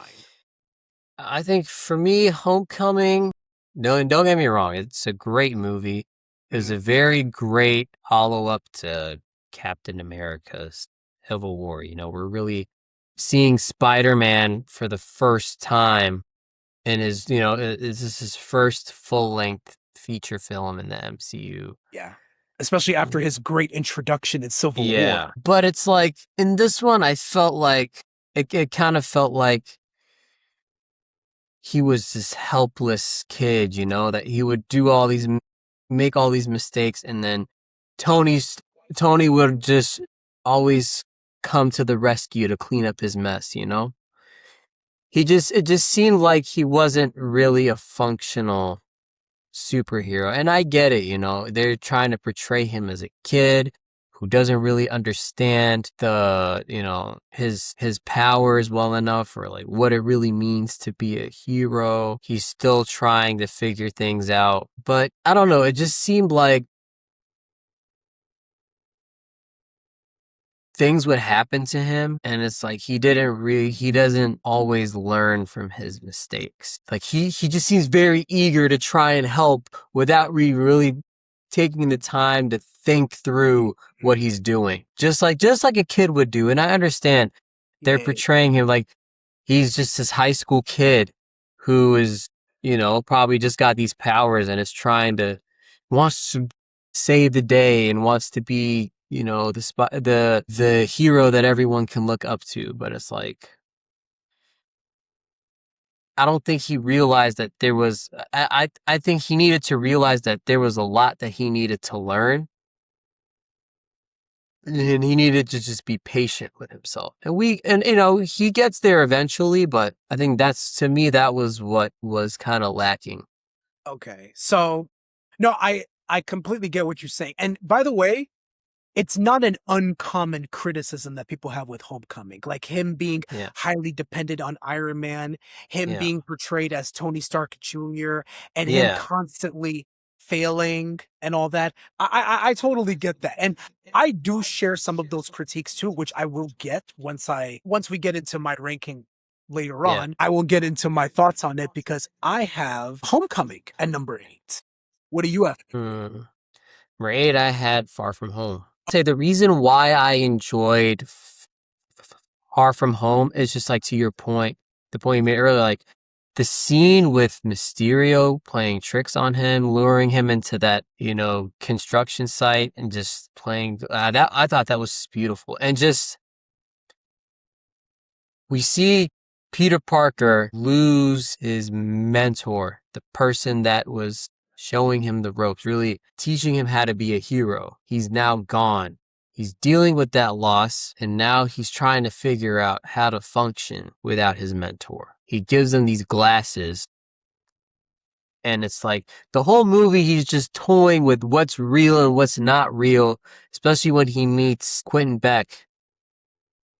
Yep, Mysterio, and he like brings him in, you know, treats him like his friend, which I guess to me was kind of confusing because, you know, Mysterio is portrayed in the comics as a villain. So I'm like, yeah. why is he a hero in this movie? But then you see like he had an ulterior motive. He Yep. wants to, you know, Tony Stark stole his Edith technology, and now he wants to use it to pretend know, to be a hero. pretend to even be though a hero, to get power. And like, he's just toying with all of that. He feels like he's doing the right thing, but he sees that it comes back to bite him. He goes against what Tony Stark intended for him to do, was just to keep those for himself. But then he was tricked into thinking that he was, you know, they belonged to Mysterio, or Mysterio made him think that he wasn't ready to take on that responsibility. He just wanted to be a normal, because you see in the movie, Peter wants to be a normal kid. He just wants to go on vacation with his friends. He doesn't want to have to deal with that during his trip. Definitely. But like, this is when, you know, he starts to realize that like being a hero is a full-time job. Do you remember the iconic line that Mysterio had in the movie? In the third act. Release the no! Fire all the trolls! No! That became like a meme. Yeah. But it's like, and again, that's what I really appreciate about Brand New Day, is that we see Peter trying to separate his identities. This is Peter Parker, this is Spider-Man. And we see it in this movie. It's like, I want to separate my personal life from Spider-Man. But then with Brand New Day, we realize he embraces the change. And kind of like what I was talking about earlier, we see him trying to resist this change. But then later on, we see him embrace it. And he comes to the realization that he's both. He's Spider-Man and Peter Parker. They're one, not two. They're not entities. They're not two entities that should be Different treated entities, yeah. separately. They're one and the same. He's both. Yeah. I'm both. And then he just Yeah. split that sword in half. Oh, that shit's so cool. But like Yeah. with Far From Home, like you realize that like you see him begin to toy with. It's like you can't like you have to be a hero all the time. Like it's a full-time job. You like the power. That's a lot. You carry a lot of responsibility on your shoulders. So you don't get to decide when bad things will happen. Bad things are gonna happen no matter where you are, and you need to be ready. I mean, I feel like that's what Nick Fury was. So it's like crime doesn't take a vacation. Was kind of like the sentiment of this movie. It's like, yeah. Well said, man. So the reason why I have Homecoming at 8, and the reason why, Yeah. and I have it above Far From Home, is that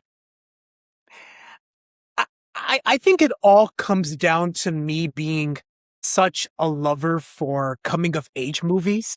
Yeah. And Homecoming is just such a really good coming of age story. I loved the high school elements of this film. And Yeah. what I will give Homecoming credit for is that it's the most accurate, proper portrayal of Peter Parker being a high school student. Yep. That's Because true. the TASM movies and the Raimi movies, I mean, bro, those motherfuckers look too old to be high Yeah. school students. At least with Homecoming, everyone looked like a teenager. Even Mhm. though Tom Holland was 21 in the movie, but he still looked like a teenager. That's all that matters. Yeah. Yeah. And the teacher is not younger than the students. Because that's what happened in Spider-Man 1. Yeah, that was a Crazy! shocking revelation. That was like Crazy. that was so shocking to hear.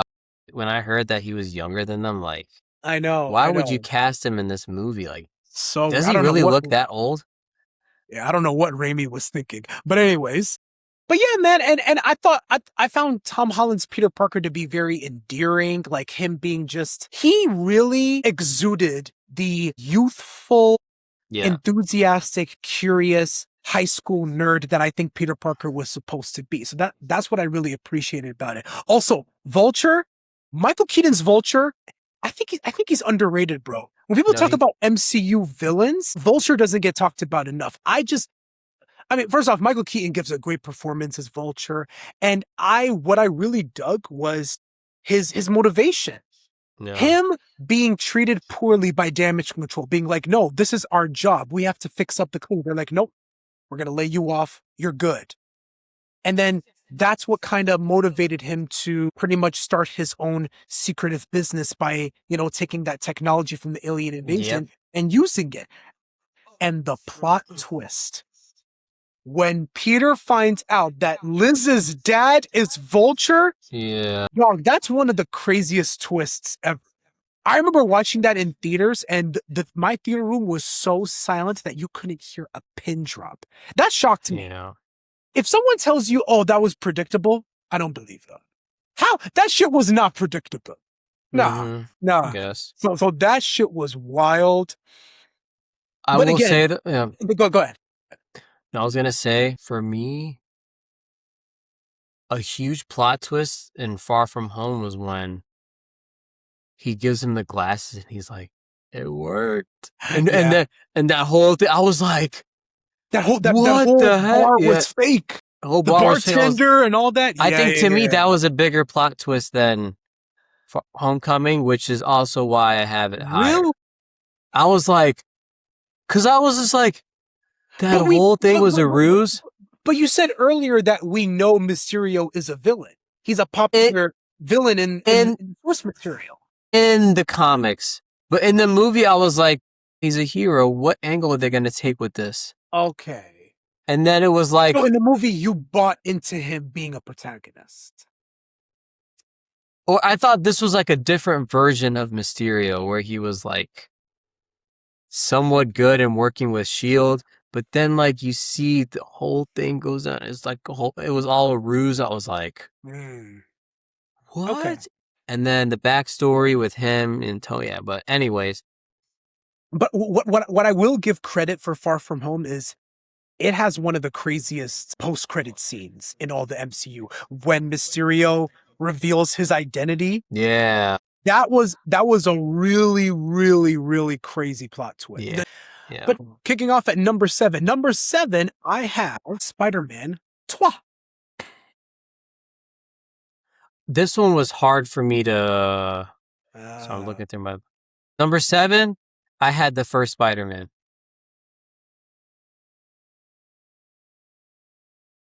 See, I kind of expected this because. Okay. So you like Spider-Man 3 more than Spider-Man 1. Yeah, I have to say I do. All right, you know what? We'll get there once you mention yours. But Yeah. so yeah, I have Spider-Man 3 at number 7. Okay. And here's the thing. Here's the thing. Unlike you, sometimes, not all the time, but sometimes, I can be honest when a movie has problems, but still love it. That's all I'm saying. Let me cook. What is that supposed to mean? Let me cook, and you go. Spider-Man 3. Listen. I grew up on this movie. I love it. The Raimi trilogy is something I hold near and dear to my heart. And even though I can be honest and acknowledge that Spider-Man 3 is the worst one from the trilogy, and it has its problems similar to TASM 2. It's messy. There's so many things going on, but it still has that sauce and charm and flair that Spider-Man 1 and 2 have. I mean, the action scenes, great. Sandman, really dope. Look, I admitted on another podcast I was on that remember when my sister and her friend asked me, what is one scene that made you cry? Yeah. And it's when Sandman becomes Sandman and he tries to pick up the locket. I rewatched the Raimi movies before Brand New Day. I still got emotional. That scene still gets me emotional. I can't explain it. Just like What, Jean Grey moved me? What are you talking about? she's also misunderstood. Oh, yeah. I guess. And listen, the memes carry this movie. Oh, Nostalgia yeah. It's carries iconic. this movie. It might be the most quotable superhero movie of all time. It could be. I think if they just let Harry be the villain in this movie, it would be a lot better because it makes sense. After what happened at the end of Spider-Man 2, him realizing, hey, you killed my father and all that. Again, I love it. It's nostalgic.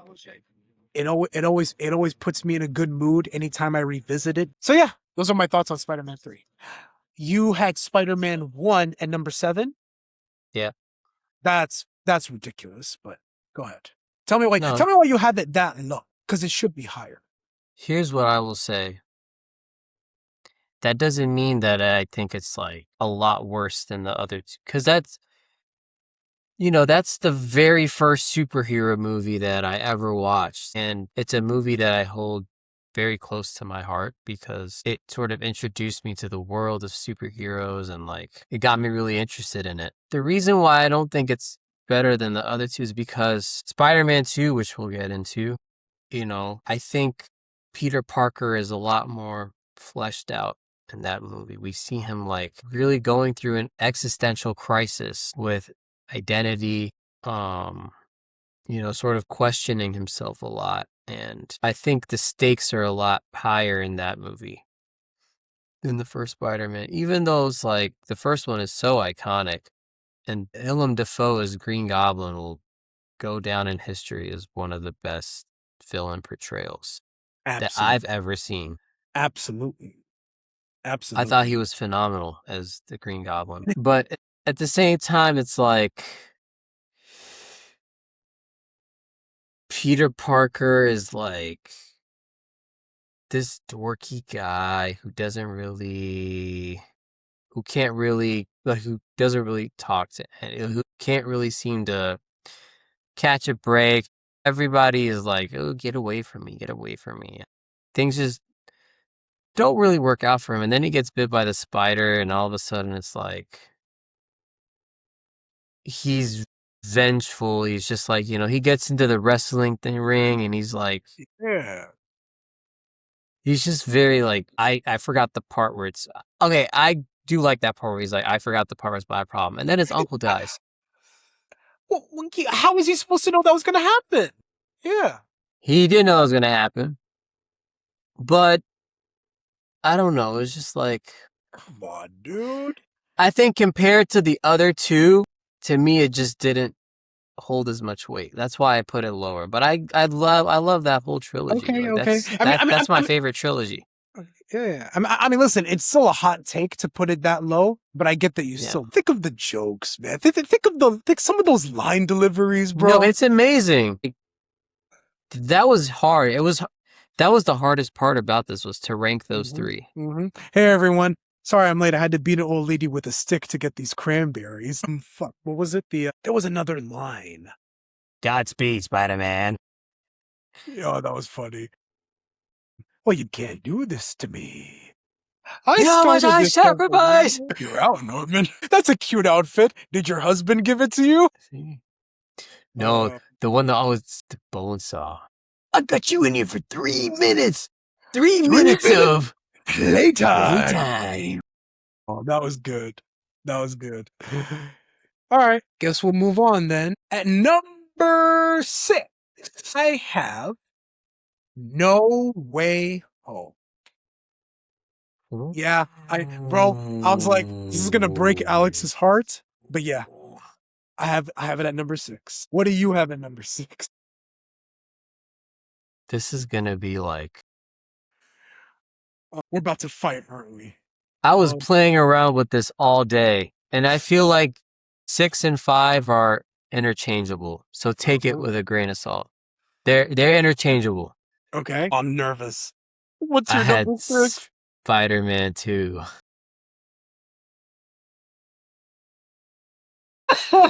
Number 6? 5 or number 5. That's still too low. Please, just hear me out, please. But you know what? You know what? Me putting No Way Home at 6 must kill you too. So I guess I we're don't know killing why it's each that other. low. But I'm surprised you didn't react that much. I thought you No, were I going mean to be that's like, your list, you know. I get it. know, but we can still No, I have a mean vote. I'm very upset.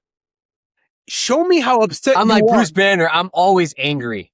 Now I know you have, because I've always known you have Spider-Man 3 is your favorite one from the trilogy. I always knew that. So it's all good. So let me tell you why I have No Way Home at number 6. You don't have to Alright, change let's hear it. anything. It's all Let's good. hear it. So here's the thing. You and I saw this opening night with of course Mary and our friend Helena. Alina. It was one of my favorite theater experiences. I will forever cherish that. Yeah.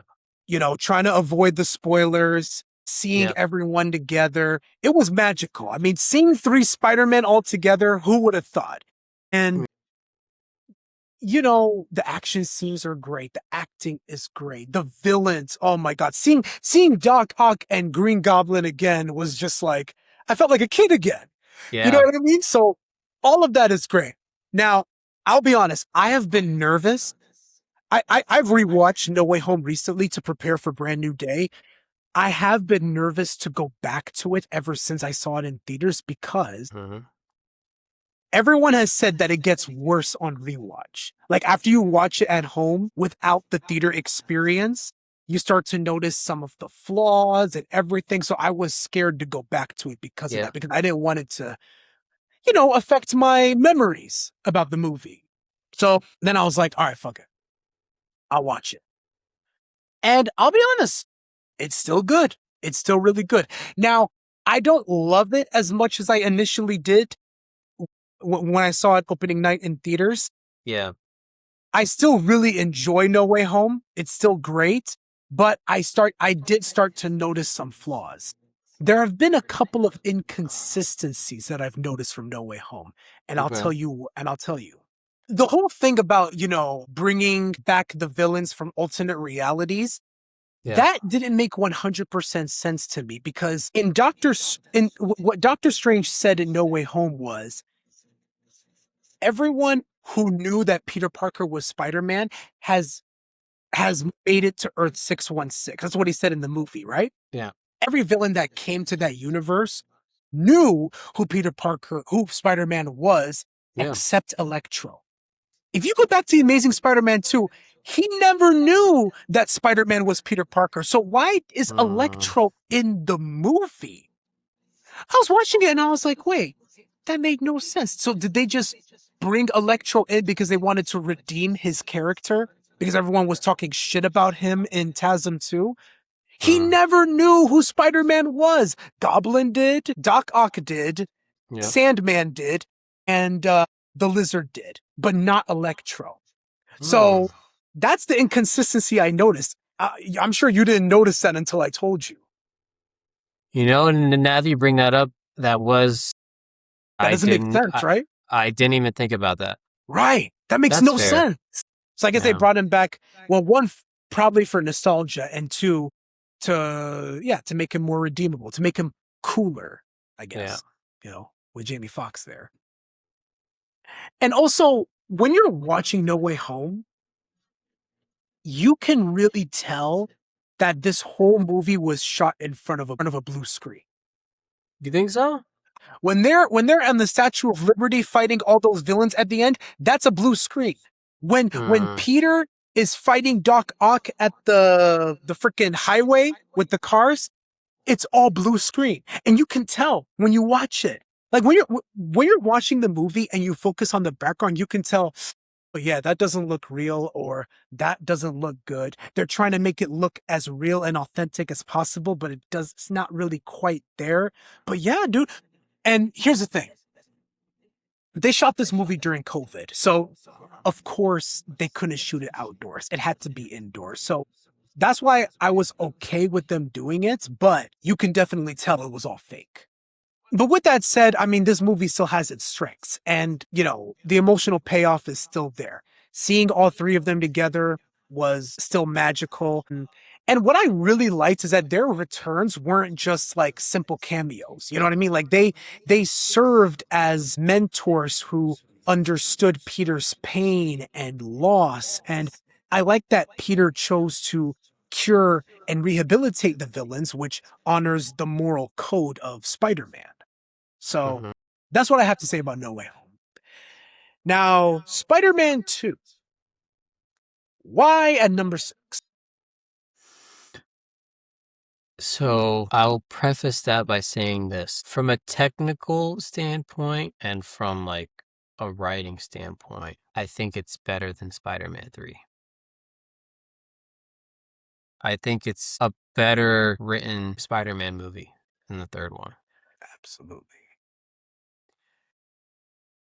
Hey man, I didn't even bring Keep going. Keep going. I haven't. I'm trying to show you greatness here. I know we're bringing DVDs. I would have brought mine. You know what? It was a last minute idea I had. I should have told you. It's What fine. I'm trying to say is, like, I think for me, seeing the symbiote Spider-Man for the first time, it's just like, okay, every time I watch Spider-Man 3, it just reminds me of when I saw it for the first time as a kid. Yeah. And I think because of that, just seeing the symbiote Spider-Man for the first time, and I remember how much of a big deal it was for me. Because that was like a Spider-Man that I'd never seen before. Yeah, it was a big deal So for I me was like, too. Watching I'd it as a never kid. seen Spider-Man like. I had never seen Spider-Man as this. I had never seen this more evil persona to Spider-Man, and so you know, seeing how he treats people like Harry and like their whole fight, and then how he treats MJ, and like how, you know, he finally like confronts Eddie Brock, exposes him for all of the things he did. I was like, this is a Spider. You know, I've always known Spider-Man to be this really, you know, caring guy who wants to, you know, cares about people, wants to do the right thing. Your favorite quotes? He's like, I'm gonna put some dirt in your eye. Or when he's like, you want forgiveness, religion, The taste, strawberry. strawberries. See you, chump. See you, chump. I like the videos where it's just like, see you, chump. And then he does the Scooby-Doo laugh. You That's really- all day. And then Eddie Brock's like, what the hell? There was another one that I really, really liked. When he's like, what was it? Oh, what was another one? I will say the one thing I hate about it is all the videos that you send me of the Which one? slop where he's just like, I'm gonna ask her for money. Peter, I'm so happy for you. Peter, what is it? It's MJ. I'm gonna ask her money. Wait, that ruined it for you? No, that was amazing. It's Because me, he said Peter it like Parker. 30 Someone who times. needs that Said it to me money. like 35 times. Because it's so funny. He's like, Okay, Peter, I will what say- is it? It's MJ. Another iconic one is like money. when Mr. Milkovich is like, approach her and say, you are a good woman. I'm a good man. What? Hmm? Yeah. When he's like on the phone, it's like, you have any cookies? No, but I can go make you some. Yeah, go make me some. Like, what the? He's like, yeah, go make me some. Tell me you didn't enjoy seeing that? Yeah, I enjoyed it when I was a kid, and I still find it funny. But I can also understand why someone would find that cringy. You know what I mean? That's fair. I feel like if you show Spider-Man 3 to somebody who didn't grow up with that movie and you just showed it to them, they would probably dislike it. I feel like part of the appeal is the nostalgia. And that's Like, the we thing. have- I feel like this movie brought a lot of levity to the trilogy. Yeah. I feel like the first two had very serious tones. Yeah. And And again, they were just more cohesive. They were better written. They were but this one, it just felt like they were having a lot more yeah. fun with it, which I appreciated. But They again, shoved a lot of ideas in. So I that's think that fair, was and fun. that a fair critique. So at my number 5, I have Spider-Man 1. Ooh, I had Spider-Man 3, but I guess we already talked about that. There we go. There we Well, go. Yeah, we can talk already about why talked you about had it. Spider-Man number 5. For me, it's arguably the best superhero origin story. There are a lot of great superhero origin stories, but I think I would have this at number 1. Yeah. And I think my second favorite would probably be Batman Begins. I think those are two of the best superhero origin stories. Yeah. And I mean, man, like, again, with the Raimi trilogy, part of it is the nostalgia. Like, the nostalgia carries it. You know what I'm saying? Like, Yeah. and I don't know. I just thought it was a well-written origin story for Peter Parker. Even though, yes, the high school elements are weird. The fact that the teacher is younger than the students is crazy. The fact Yeah. that the students look like they're in their 30s and above is weird. But I think Tobey Maguire's Peter Parker was relatable and charming. Willem Dafoe as Green Goblin. What can I Yeah. say that hasn't already been said? And I think Peter and MJ's relationship shines the most in the first one compared That's to true. 2 and 3. You know what I That mean? is definitely true.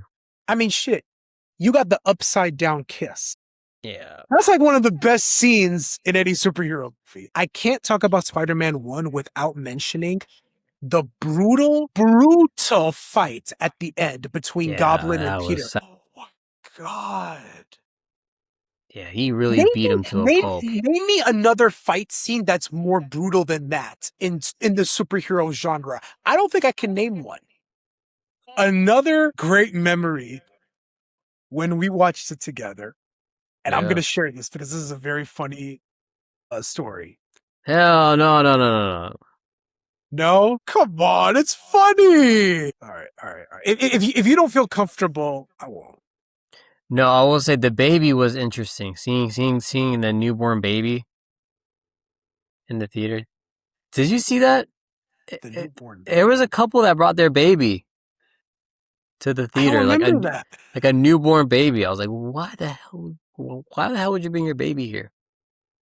I seriously I don't thought that was remember. odd. That's crazy. I don't remember Yeah. that. Yeah. Yeah, no. But bringing a newborn to a movie theater is irresponsible. Yeah. That's crazy. Anyways, let's move on to number 4. And now, this is where I have Spider-Man Brand New Day. It could change, but I think this is where I'm going to place it. At Number 4? Yeah. I also have it at number 4. Hey, look at us. This is the first time we have the same movie in the same spot. I don't think we have to. We already talked about the movie, right? So Yeah. We know where we have it placed. Let's move on. At number 3, I have Into the Spider-Verse. I also have Into the Spider-Verse. Look at us. Wait, is our top 4? No. Our top 4 is not going to be the same. No, it's not going to No. be the same. Because you already said something else. Yeah. I was like, damn, are we going to cook? No, not going to cook. But that's Yeah. fine. Yeah, man, Into the Spider-Verse. This, honestly, dude, was without a doubt the biggest surprise of 2018. Out of all the movies I've watched in 2018, I did not expect to love Into the Spider-Verse as much as I did. Because I was like, wait, they're making an animated Spider-Man movie. Like, we already got Tom Holland's Spider-Man. But then when Yeah. I heard it was a black Spider-Man, that's what got me interested. I was like, okay. Yeah. Because I was very ignorant about Miles Morales. I knew nothing about him. I only knew Peter Parker. Wasn't really into the. I think after watching Into the Spider-Verse is when I started to read more about the character, because I didn't Yeah. know much about him before. I just knew I Peter didn't Parker. know who he was either, so I saw Yeah, Into the same. Spider-Verse. Because the comic books that I've read were just Peter Parker. I Yeah. didn't know about Miles Morales. And watching it, I was like, this is so much better than I thought it was going to be. The animation was unbelievable. The story, the humor, everything about it worked so well, and it gets better and better every time I Yeah. watch it. Right now, this is where I get in my top 3, 5 stars. To me, these are 10 out of 10 perfect Yep. movies from here on out. Okay. Yeah. Into the Spider-Verse, first time I watched it, I was like, okay, this is between an 8 to 9 out of 10. Yeah. I was like, I really love this, but bro, every time I watched it, and this is probably, I watched it again this year, which was probably my 5th time watching it. It's now 5 stars for me. This Yeah. movie, I can't think of a single flaw that Into the Spider-Verse has. To me, it's perfect. Yeah. It's damn near flawless. Let me know what you think. Yeah, I'll always say, like, Into the Spider-Verse and Across the Spider-Verse are hands down the greatest animated movies that I've ever seen. The animation is so detailed, yet it feels like you're watching a comic book. Yes. And the storyline, especially with this one, like, him meeting the different versions of Spider-Man, and like the dynamic with him and Prowler when he realizes that he's his Uncle Aaron and that he's dead. It's like, that was your mentor. Like, that was your, you know what I mean? The guy that you hung out with, looked up to. Yeah. You found out he's this 100%. villain, and now he's dead, so you can't even, like, and then just him and Kingpin, like, that whole thing, the whole battle, and like his relationship with the other Peter Parker, it was just like, I don't know, everything about it was just great. Yeah, dude. Like, I have no notes. And Miles Morales was such an endearing character. Like, again, Yeah. similar to Peter Parker, they made Miles Morales relatable. Yeah, and And it was funny too. It was a funny movie. it was hilarious. Like, the jokes hit all the time. Yeah. Like, I thought Peter B. Parker was a great mentor for him. Yeah. And for sure. And I liked his character arc at the end. Miles made Peter B. Parker. It's like they both helped each other be better. Like, Peter B. helped Miles be a better Spider-Man, and Miles helped Peter B. be a better person. So now we're getting into number 2. Okay, I want you to tell me what your number 2 is first. Number 2, I have Spider-Man Across the Spider-Verse. Okay. I figured. I'm gonna be honest with you, bro. This was so hard for me because I go back and forth with my top 2. My top 2 Spider-Man movies are really 1A, 1B. So for right now, for today, I am put... Oh my God, this is so tough because I really, like, one day I could say this is my favorite Spider-Man. Yeah. Next day, I could say my second favorite is my favorite. So it really goes back and forth. So Let's hear it. I think for right now, I'm gonna say Spider-Man 2. Right now, I'm gonna say Spider-Man 2. Wow. But again, the next day it could change. But right now, I'm gonna say Spider-Man 2. That's your number 2 Yeah, second favorite. But again, 1A, 1B. for today. It's your second favorite. Yes. So here's the thing, right? Yeah. Spider-Man 2. This movie, man, like this was the gateway for me to the superhero genre in movies. Mhm. Kind of like how Spider-Man 1 was like that for you. For years, I was like, man, this is the best Spider-Man movie of all time and arguably the best superhero movie of all time. Like to me, this works in every single way. And I was so grateful that I got to relive my childhood when they released this in theaters. a couple Yeah. years ago. So that was was amazing. great. I mean, outside of the amazing fighting choreography and the amazing music by Danny Elfman, Yep. the story of this film is what shines the most. I think it perfectly depicts how Peter struggles to be Spider-Man, attempting to balance his superhero life, his work life, his school life, and his personal life. And that Yeah. having to lead him to lose his powers, have this existential crisis, and really think like, man, maybe do I need to be Spider-Man? Do I not need to be Spider-Man? Like, what are my priorities here? You know what I mean? Yeah. And I think that's what makes this movie so special and what made Tobey Maguire my favorite Spider-Man for a long time. And yeah, so I think that's the reason why this really shines the best. Oh, and the train scene. Unbelievable. Beautiful. Beautiful. The fight scene, him stopping the train, Yeah. With him his feeling webs. so exhausted, the crowd holding him up like this. Yeah. All We're the like, passengers. you're right. He's just a kid, no older than my son. I'm like, dog. Oh my God. Loved No, it was this. great. Loved it. And I said, like, I think it's the best written one. Without a And doubt. technically, it's a better one than the third one and the first one. I think. Yeah. I think it's the best one Mhm. from a technical and a writing standpoint. It's the best one of the 3. Yeah. And it's so rewatchable. I think the most underrated joke in Spider-Man 2 that people don't talk about when they mention jokes is when, and I've said this to you before, when in the end, when they're in that chapel waiting for MJ to, make her walk Yeah. home, and then J. Jonah Jameson's son gets the note that MJ left for him, and then J. Jonah Jameson and his wife, he's like, call Deborah. The caterer? The caterer? Tell her not to open the caviar. Like, buddy, that's that. No, that. Listen, I get that caviar is expensive, but your son just got dumped on his wedding day. Yeah. And that's what, oh my God. And his wife is Yeah. looking at him like, But buddy, your priorities are off. I know. He's such a cheapskate. Yeah, that's So crazy. good. But anyways, I'm going to let you speak. Across the Spider-Verse #2. Talk to me. I think. And we saw this 'cause movie in theaters together. we did. Yeah. And it's just like, visually, it's just beautiful.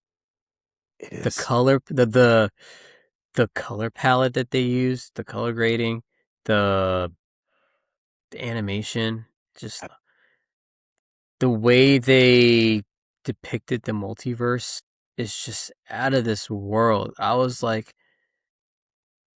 just questioning, like, how did they pull this off? And the fact that Miguel, like, his role in the movie and, like, the fight between him and Miles in the end, and he's like, when he's just like, I gotta do my own thing. I'm going to do my own. When I want to do my own thing. When even what was his name? The polka dot? No. Spot. The Spot. Spot. Yeah. Even Spot, I was like, he's so menacing in this movie. Even though his origin story was just like so silly. It was silly. Yeah. But it was like the fact that, like, he had that much power and he was able to just like harness it in the end. It really set up Beyond the Spider-Verse just beautifully in the sense that, like, all right, he's gonna come after his dad, everybody that he loves. Like Sposh is gonna go after everybody he loves. We really see like Miles is like doesn't know what to do. He's trying to figure out how to stop this guy. And all of the other Spider-Men is like, no, this is how it's supposed to be. It's a canon event. You can't alter canon events. It's destiny. This is how it's supposed to be. Like, and him going against that to say, look, I need to protect my family. So respectfully, I don't agree with what it is you guys are trying to maintain. I gotta go out on my own. The stakes are so much higher. Yeah. And you feel it. Yeah. Like when he like zaps him and like deviates him, he's like, he's really on his own. Mm-hmm. So yeah, I'm like, couldn't have been written any better. 100%. Couldn't agree more. I mean, And that's probably why you have it at number 1A. yeah. I'm not gonna lie, bro. I mean, like again, like my top 3 Spider-Man movies are all perfect. Like they're all Yeah. 10 out of 10, 5 stars. But again, Spider-Man 2 Across, but right now I'm gonna put Across at number 1, and pretty much for the same reasons that you just said. I mean, yeah, like it took everything that worked into and just added more to it with the animation, the Gwen's backstory. Like now it's like you understand where Gwen's coming from. You understand why she couldn't see Miles. Not just her. None of his other friends could come and see him at the end. And you know, again, Miles, similar to Spider-Man 2, we see Miles struggling, you know, struggling to hide the truth from his parents and being late to class and, you know, having to be Spider-Man at the same time, while simultaneously his father doesn't know that he's been working with his son, you know, while he's being a cop and he's being Spider-Man. So there's that. And the way they introduced the multiverse in this was incredible. Spider-Punk is awesome.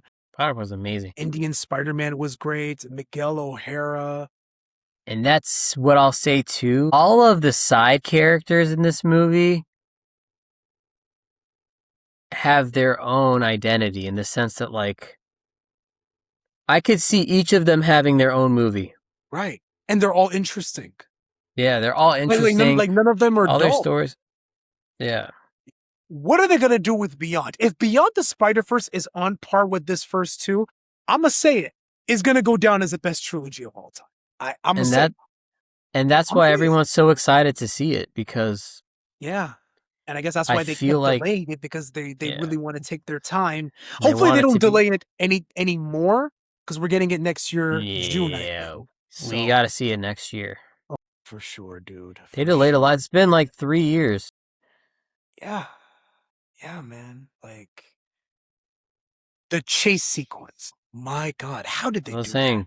All the those battle different between Spider-Man. You saw a dinosaur dressed up as Spider-Man. You see a spider horse, a spider cat. The way he maneuvered everybody, like, unbelievable. That's what I was saying the whole time. I'm like,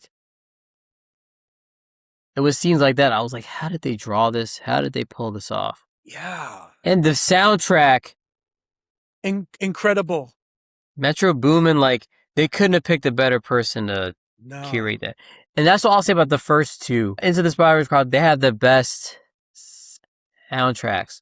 Oh, for sure. For sure. And the best score. The score is also great too. Like the music background, not just the soundtrack, but yeah, the score is amazing and beautiful. I know. Amazing. I still to this day listen to that Coi Leray song. Love. Yeah. You know, it's great. It's catchy. I was listening to I was listening to the Across the Spider-Verse soundtrack earlier today. Oh, for real? Yeah, I was like, you know, just as ironic as that sounds, I was like, yeah, that's crazy. Man, it was just so well produced. Yeah. But well, anyways, yeah. Obviously, Your number one is Spider-Man No Way Home. Like, yeah, yeah. as it was expected. just, to me, it was just executed almost like flawlessly. It was just it was beautifully executed in the sense that I think it did an amazing job of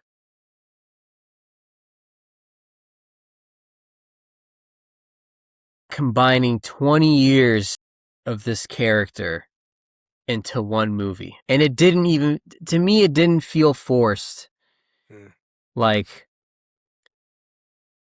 you know, for a long time we didn't know if, like, oh, is Tobey Maguire or Andrew Garfield, like, is Andrew Garfield gonna be in this movie? Is Tobey Maguire gonna be in this movie? And then they introduce them, not even in a like way that's just like, oh, now he's just here. It's like, okay, now they're and also in this universe because they're Peter Parker. So of course Peter Parker knows that Peter Parker's Spider-Man, but like Ned opens that portal, it's like Andrew Garfield, and the other one is Tobey Maguire. And the fact that they all, like, when they meet Tom Holland's Peter for the first time, and he's just like, you guys gotta go home. I don't, because you see him, he's just disheveled. He just doesn't care about anything anymore. He lost his Aunt May, all because he was trying to do the right thing. So he's just like, so pessimistic. You see him at his most pessimistic. He's like, I don't care anymore. You guys can go home. However, whatever happens to these villains is none of my business. They're your problem now. You deal with it. And you see how they all, like, related to each other and work together to, you know, to cure them. Yeah. It's just like, and just seeing all three of them, I was like, this may never happen again. I never thought that it was possible. Yeah. And I was like, I don't think this will ever happen again. It was just so, it was like seeing a unicorn, and just the way that the scene with the fight scene with him and Doctor Strange, I was like, my goodness. And just seeing all the villains like Doc Ock and the Green Goblin and Sand, I was like, how did they pack all of that into one movie and still make it interesting? Yeah. The beauty of movies. And that's why I'll say, and it's the only movie that's ever, and I said this in the beginning, it's the only movie that's made me feel every emotion at once when I watched it for the first time. And it will, to this day, be the best movie theater experience that I've ever had in my life, was seeing that for the first time. So to me, that's why I put it at number one. No, I get it. Fair. Well, that's our Spider-Man ranking. That was fun. Let us know in the comments who has the better list. I'd be curious to know. And of course, the winner has to host the show from here on out. So choose wisely, everyone. This could make or break the podcast. Why are you adding pressure on my audience? Why are you doing that? Because listen, Why are you adding pressure? We all know they'd rather see me give very factual takes that actually make sense. Keep flattering And- yourself. And that Doughboy. people will actually tune in and say, oh my gosh, why didn't he bring him in sooner? He's exactly what this show needs. And I'll be like, you know what? You're absolutely right. Anyways, this was fun. I'm glad we did this. This is probably the longest episode to ever exist on Mintermission. But Yeah. hey, it was fun. We had a great Hey time. man, listen. Thank you guys for watching. Please leave a like and subscribe to the channel. And let us know your thoughts on the movie. Did you like it? Did you not like it? What issues did you have? What did you love about it? Drop them down in the comments.